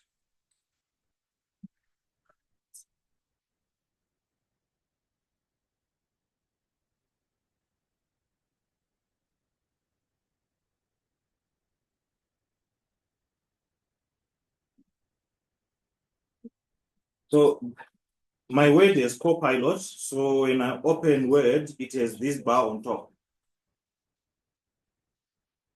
Okay, everything is tiny. Try to expand so you can see. So here, describe what you'd like to do. Already it's giving me prompts, create a proposal based on, and I'll just paste that link.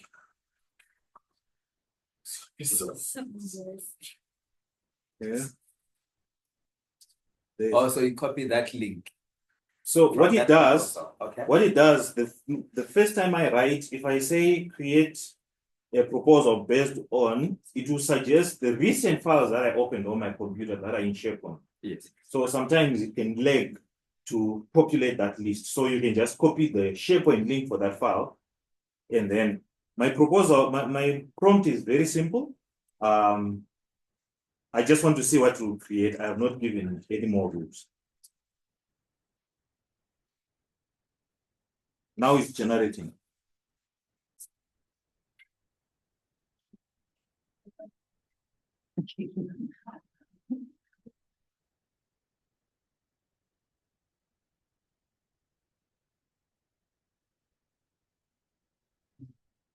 Someone asked about financials.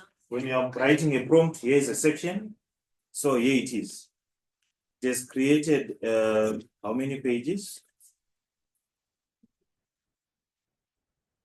Just created 3 pages, just based on the simplicity. So if I open this and I open the scope or the description of the proposal in terms of how I'm supposed to write it, you will see that it will have mirrored that. Took me a minute. I can write my prompts more longer with more specific information. So I want it to refer to anything that is sitting elsewhere on the internet, maybe another proposal or developments around the subject. I can write it in the prompt. Can we do another example? Okay. A different one. Yeah, a different one. I didn't see. I just missed a bit of it. Or maybe just didn't do it again. Okay. Let me do a different one.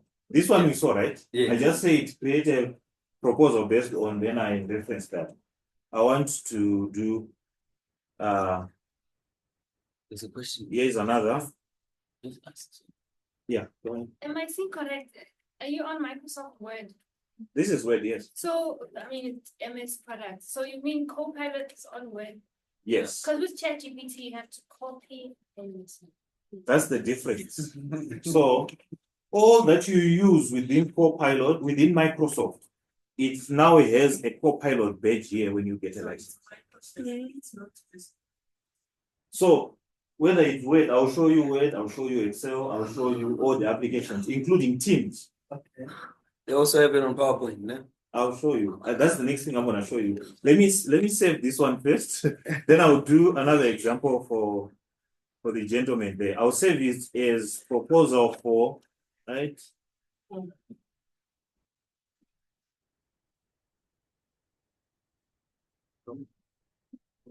We need a whole day for you to grasp this in full, but I think I'm just trying to get you to see.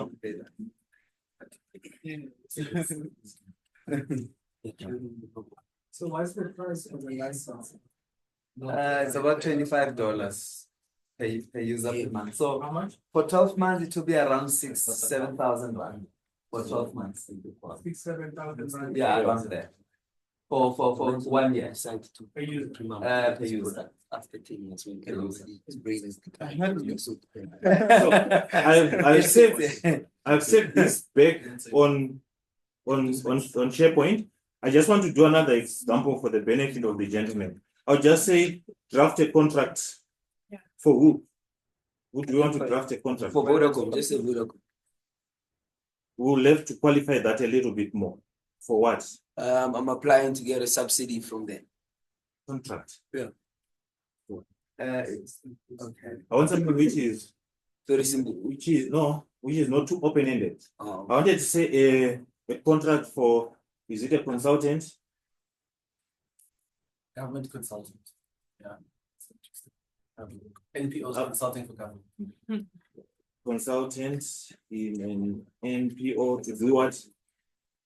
To create programs or programs specific to education. To create programs that implement programs specific to education. Maybe we can say ECD. Yeah. And ECD. Yeah. So ECD is unique to South Africa, right? Yes. Okay. Let's see what it gives us. No, no. Okay. So it coded ECD to early childhood development. Yes, we just call it. So if you see the context, Can I get that copy? So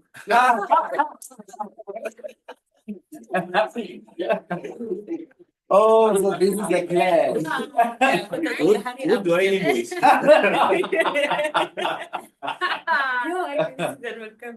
So there it has given me, it's a 2-page document where I mentioned it helps with writing. I can highlight a paragraph there and come to Copilot and say auto rewrite, just to say maybe write it differently. So in terms of correcting my grammar and making words sound more precise, Copilot will suggest for me. So if I want to write a business plan, I need to put all the prompts, I need to put all the information that I need for it to. Yes. I would say CVs and say these are the personnel and these are the financial positions, what analysis, and then it will just draft it. It will draft. You may have to finesse the structure. It may not structure it the way that you want. but you can include that in the entire write-up. Then you still have to go and just maybe clean up and make it. Okay. Okay, it doesn't take long. I think it's because of internet. Just a few seconds. Whilst it's doing that, I'm coming to PowerPoint. Someone asked about PowerPoint. Okay, wait. So it brought. Let me just. This is the text which written differently. So you can. How can I get that? So it has written this paragraph and I want to change it. I can write a prompt on top of that to even just say, explain more and make it longer. I have to learn. Yes. You have to learn. Okay, we'll leave it to do that. Whilst I come to PowerPoint. And this is only available. Can I give you a topic for the PowerPoint? No, I have something in mind. I'll do the one that you have in mind after, yes. Okay. Yeah. So I wrote a prompt to say explain more and make it longer. You see, 3 lines is now almost 9-10. So it is expanded on what was there. So you interact with Copilot as you are drafting so that you transform the write-up to make it what you want. Okay. The first one I created, proposal for EP. So I'm going to come here to PowerPoint, open a blank. Oh, it doesn't move. Yeah, it's okay. Okay. So in PowerPoint, I'll write the Copilot here. So I'll say create a presentation based on file. And okay. I was hoping you would bring, let me copy the link. So this is where it led, but I'm just going to copy the link quickly.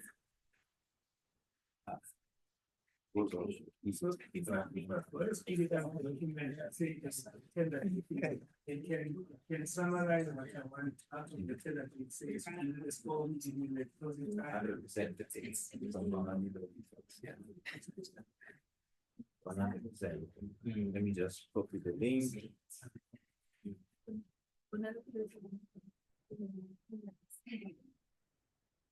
Yeah. Okay.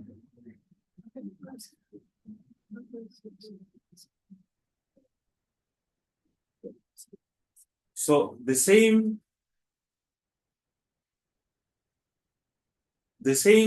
write-up that I generated, now I want it to make a presentation based on the proposal that I created.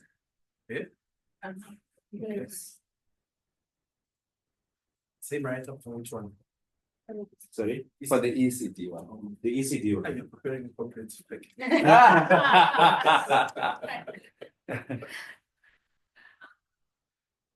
So now it's generating slides. So it followed the same structure of my proposal and it's creating slides with summarized write-up and speaker notes and in some instances, video, images. No. How long did it take us to write a proposal in the presentation?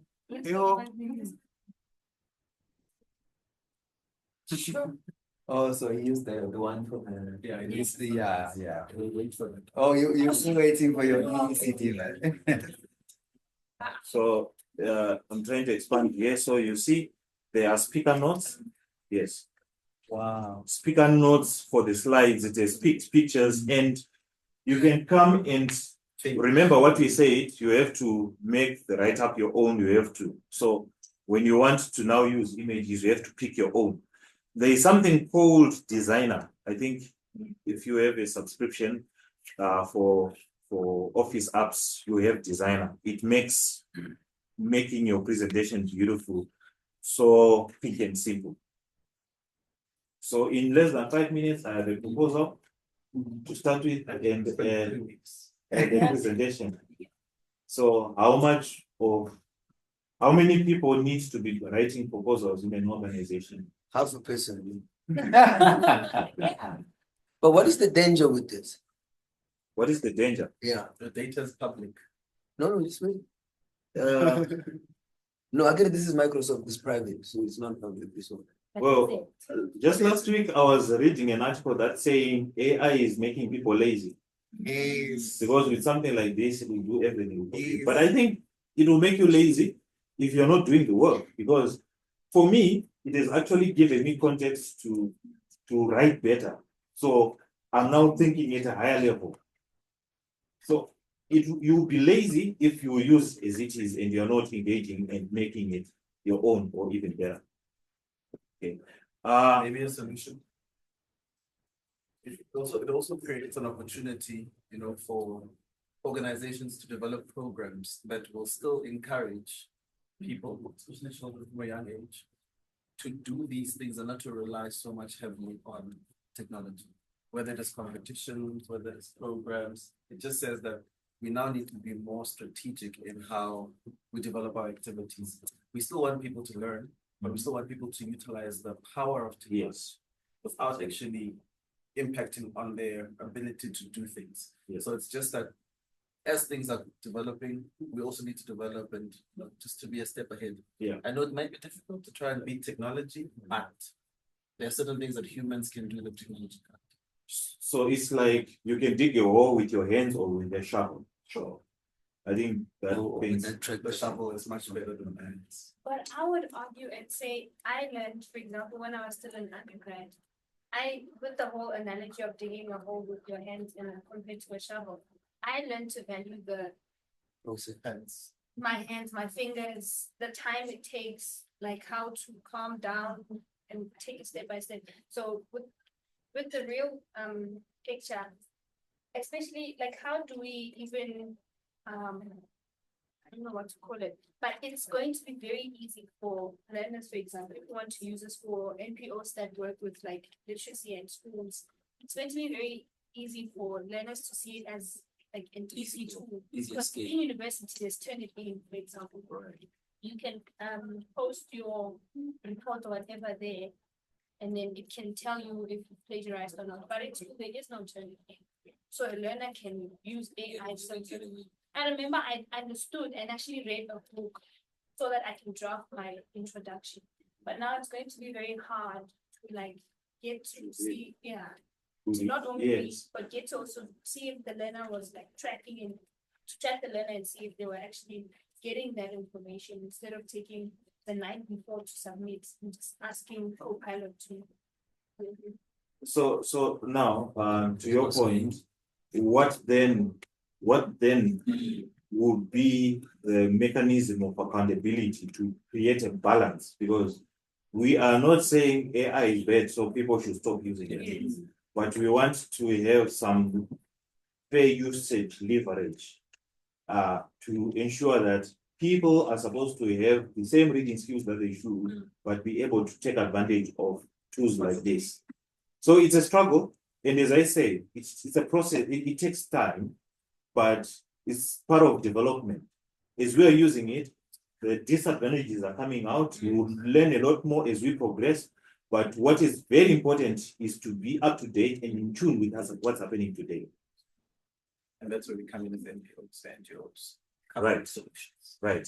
So I just found something which is just some random data in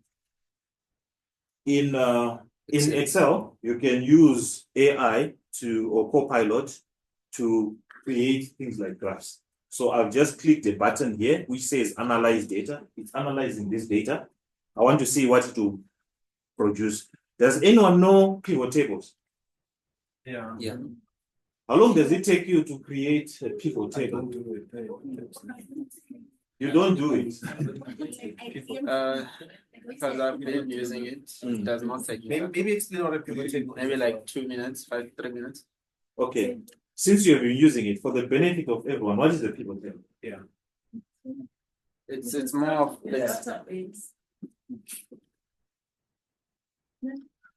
So it's data analysis, organizing data in ways that make sense.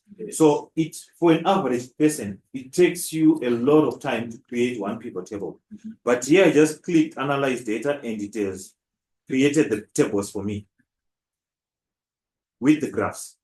insert pivot table, and I come here. That's the data. It is delimited based on what makes sense, based on the data in the graph. So you are writing a report, you have data that you need to interpret and present in ways that make sense. Yeah. Excel Copilot does it for you quite easy. Teams.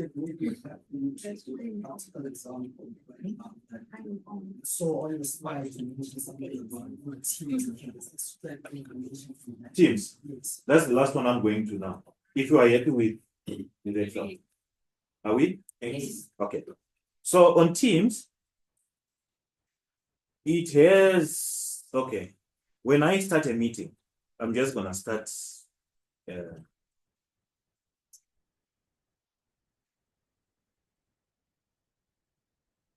How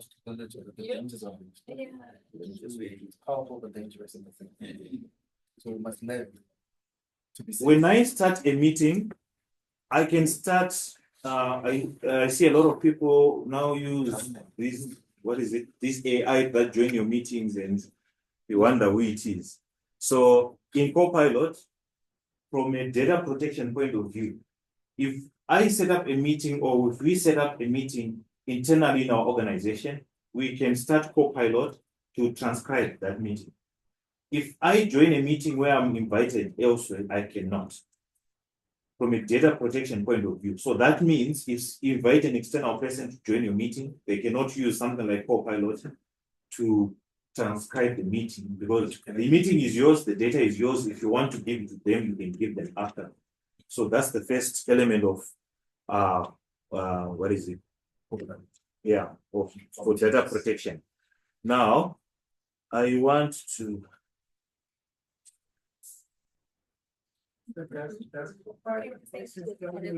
Sorry, can I ask a question on that? Yes, please.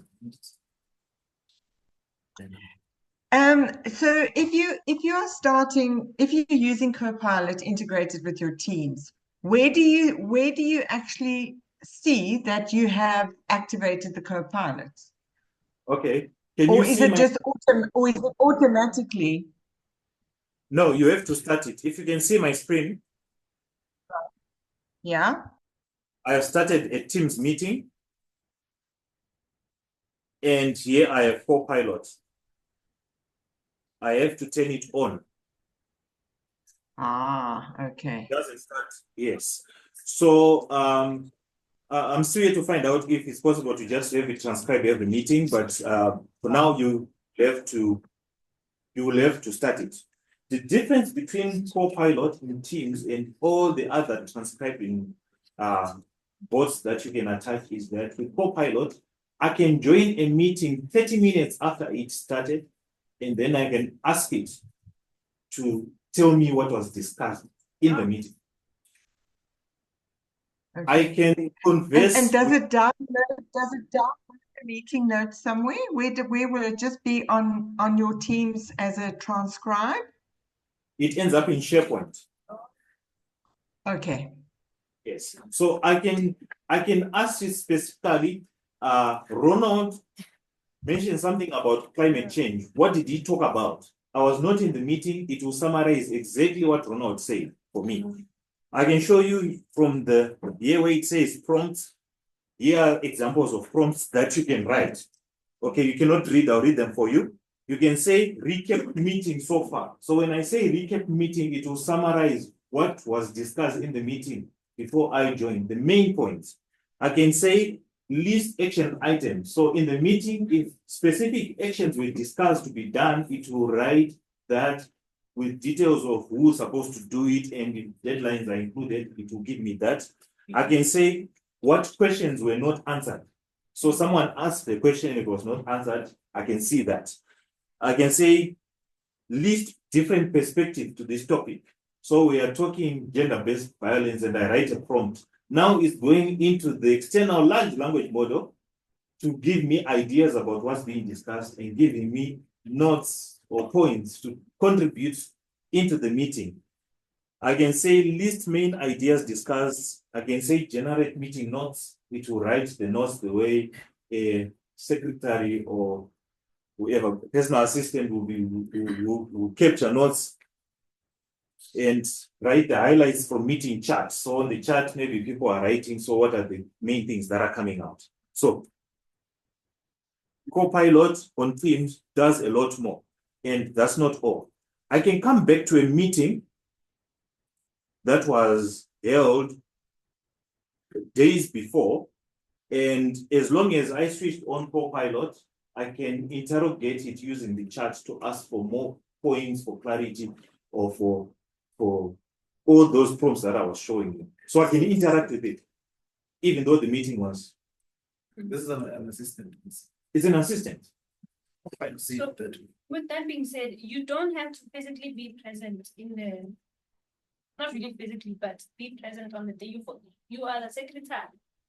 But for reasons being you were not able to participate in the meeting, let's say you were stuck in traffic somewhere and the meeting continued without you. You left your laptop at home. So the meeting goes on, but you are not able to log into the meeting. You are not, then does it mean that you're going to get You get everything. As long as you can be busy and you're supposed to join a meeting, you join the meeting, you start Copilot, you leave the laptop, you go elsewhere. but only if it's on. You have to start the meeting. I mean, you have to start, or someone has to start Copilot. So if you were invited to a meeting and you did not attend, you access it from your calendar. Like I have come here, internet is a bit slow. I just opened a meeting that I was part of when I was driving here. So I want to just get the notes from there.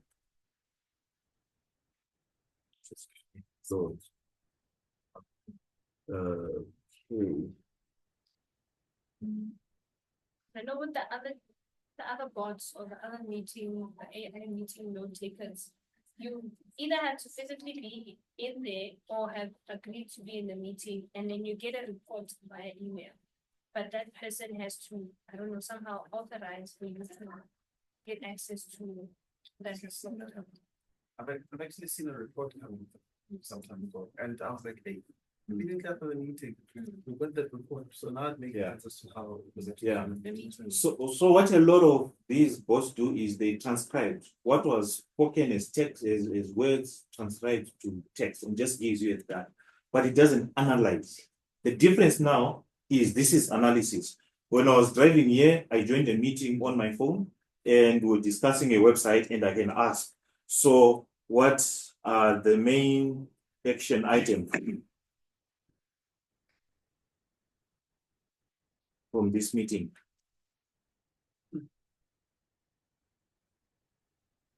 While you go on that, one other thing that is restricted is the language. You'll be in a meeting discussing maybe curriculum, and we start switching to an African language. It's very hard to get the meeting rooms on African language using AI. Yes, so this is what they are continuously developing. There are languages that are there, but our African languages are not yet there, but it will come to that.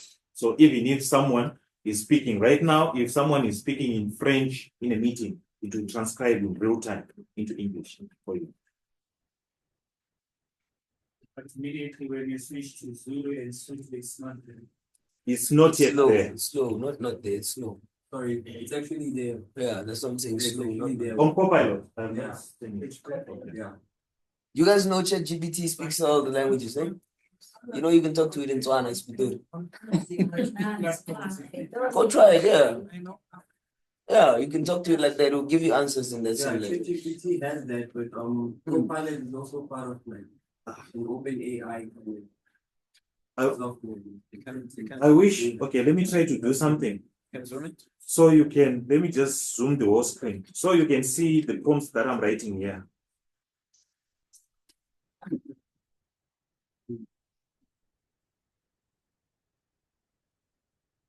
Let me just change the zoom level. I agree with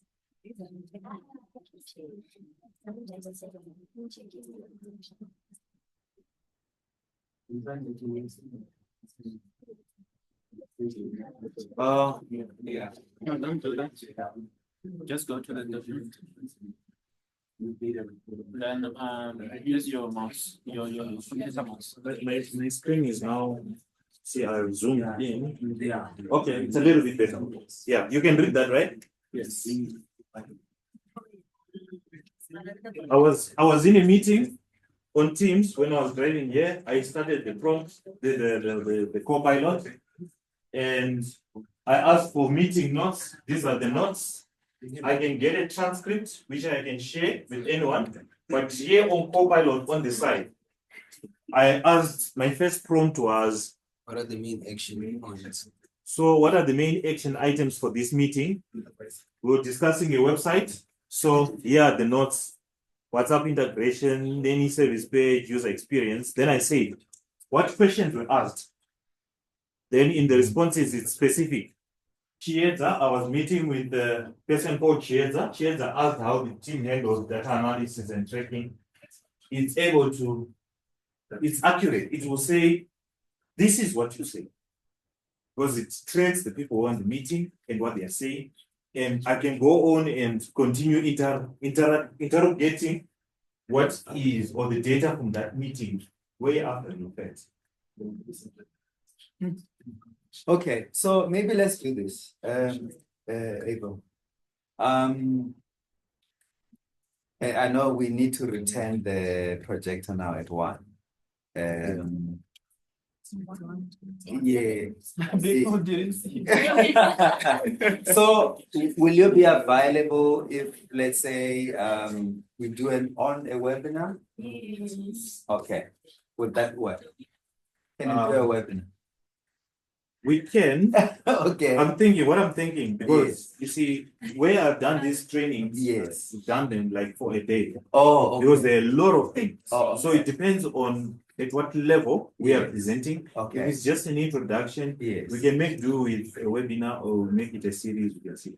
Okay, let's Di, you still on the call? I'm here. Okay, so we're thinking, maybe do a series of AI. Because I feel, many of the NPOs can benefit greatly. Yeah. Okay. Yeah. Awesome. Yes. So, and of course, we still have to do we need to go to Mamelodi as well. But is Mamelodi ready for AI? Mamelodi is always ready. It's here. Okay. So we'll plan. I think we'll plan more in terms of what can we take, let's say, in person? What can we do like in a webinar where we can have more NPOs here in the Southern Africa? Maybe we'll have Also workshop works. Yes. So where we do a hands-on. So you're not just listening. Yes. But the exercise in the presentation that I shared below, there were just simple tasks that people can do. I think if we get to a point whereby people are practicing it, it will be the easiest way for them to then take it forward. Got you. With the CSIR, because they have like science forum each and every year, they did send out emails that it's happening in November. But maybe if you reach out to them and then you might something. Okay. Yes. All right. Okay, Di, are there any questions there online, or are you all good there online? No, there's no questions. It was just my question, which was answered about the Excel sheets and the narrative. Thank you very much. And then I thought maybe just to, a question came in privately. Is the subscription for a year for Copilot and you pay monthly, or can you do it month by month? I just noticed they started with the yearly subscription, but now they allow month to month. I don't know if it's like that. So that's really good for nonprofits as well, so that they can budget accordingly. And I mentioned this earlier, and I said you can play around with Copilot now, but you have to put it in your budgets. It's so important that nonprofits start budgeting for AI and tech tools, because we're going to get left behind if we don't put it in our budgets. We can't afford not to have them. Absolutely. Cool. So, round of applause for Abel. We learned so much. Okay, yes. Quick question. So, yes. I love the concepts and everything that have come out of this program. Yes, yes. Are there any resources that could be directed to organizations for this? Or are we just looking at what we could get from services or as services? But is there any financial monetary gain that organizations could potentially get to a certain extent? Or is the package that we are getting, you know? I told you.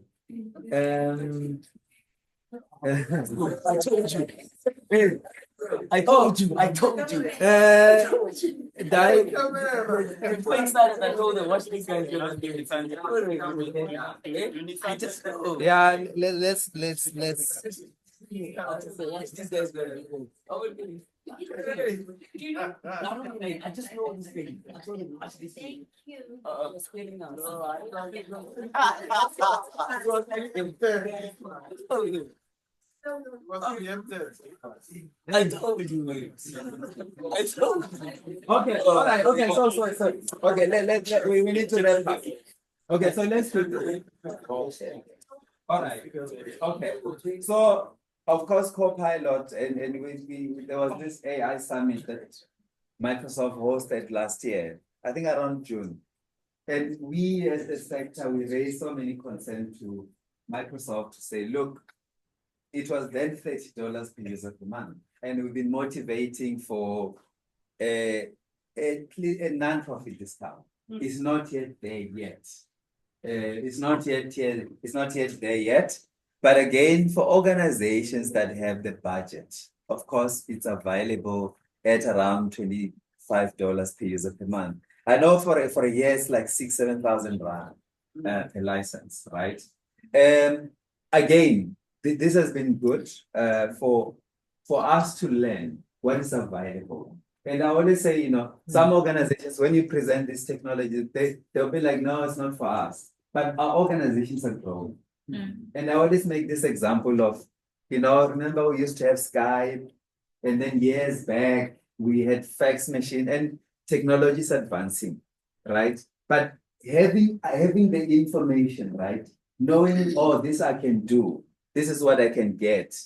When you have the budget, or if you're funded on or where you can have funding for operations or whatever, you at least know where to start. So again, information sharing is very important.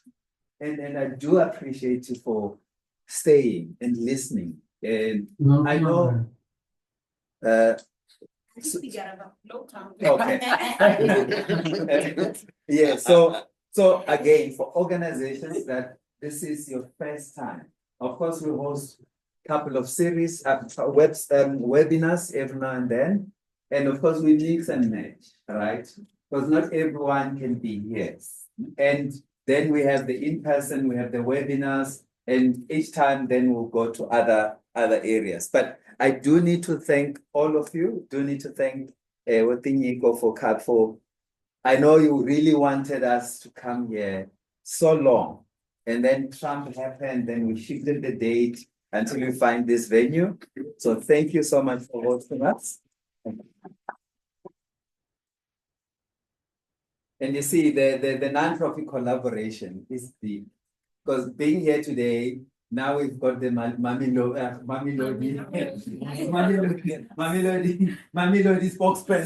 spokespeople here. And of course, again, for other areas, if you do need us, please get in touch with us. So Abel, I know you had so many meetings and we had to shift around.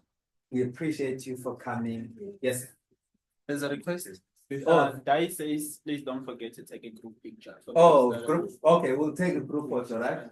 Okay, yes. Sir. Another thing, is it possible to have all the organizations to do an introduction, who they are, what they do, where they're situated, and if they'd be willing to collaborate with other organizations? I think that's a critical.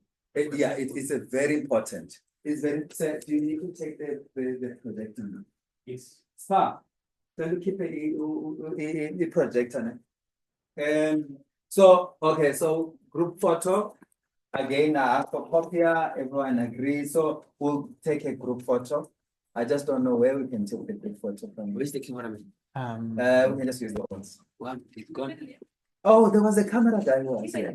Where is he? How is he gone? He's gone. Oh,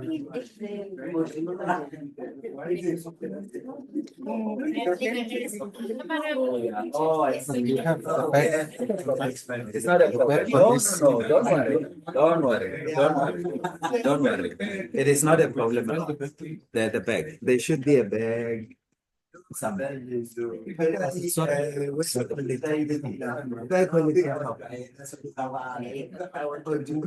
Please say something and then we'll close. No, sorry. But please say something and then we'll close. All right. Yeah. All right. Okay. We still fine. Yeah. No, I know.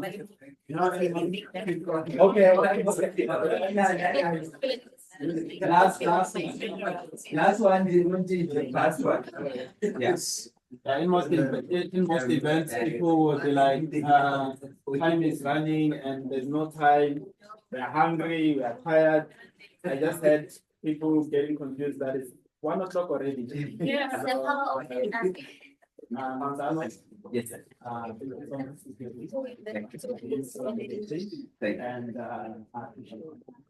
Thank you. That presented has been amazing. So one thing that I'd like to say is that can we keep a good network? We do have network as I mentioned foundation, which is a group. We are, I think it's almost 200 people now.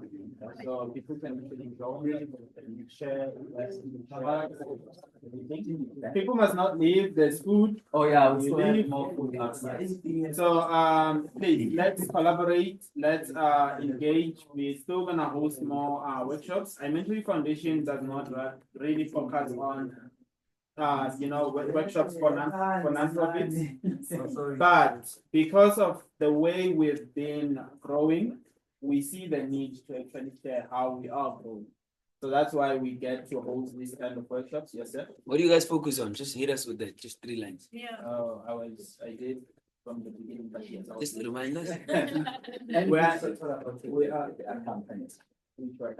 I don't know how many you have. You go, we wear so many hats. iMentorU focuses on youth development and mentorship. We have 6 pillars, which is educational support, career mentorship and training, language learning, STEAM education, core community and social development, coming up with mental health or counseling. And then we also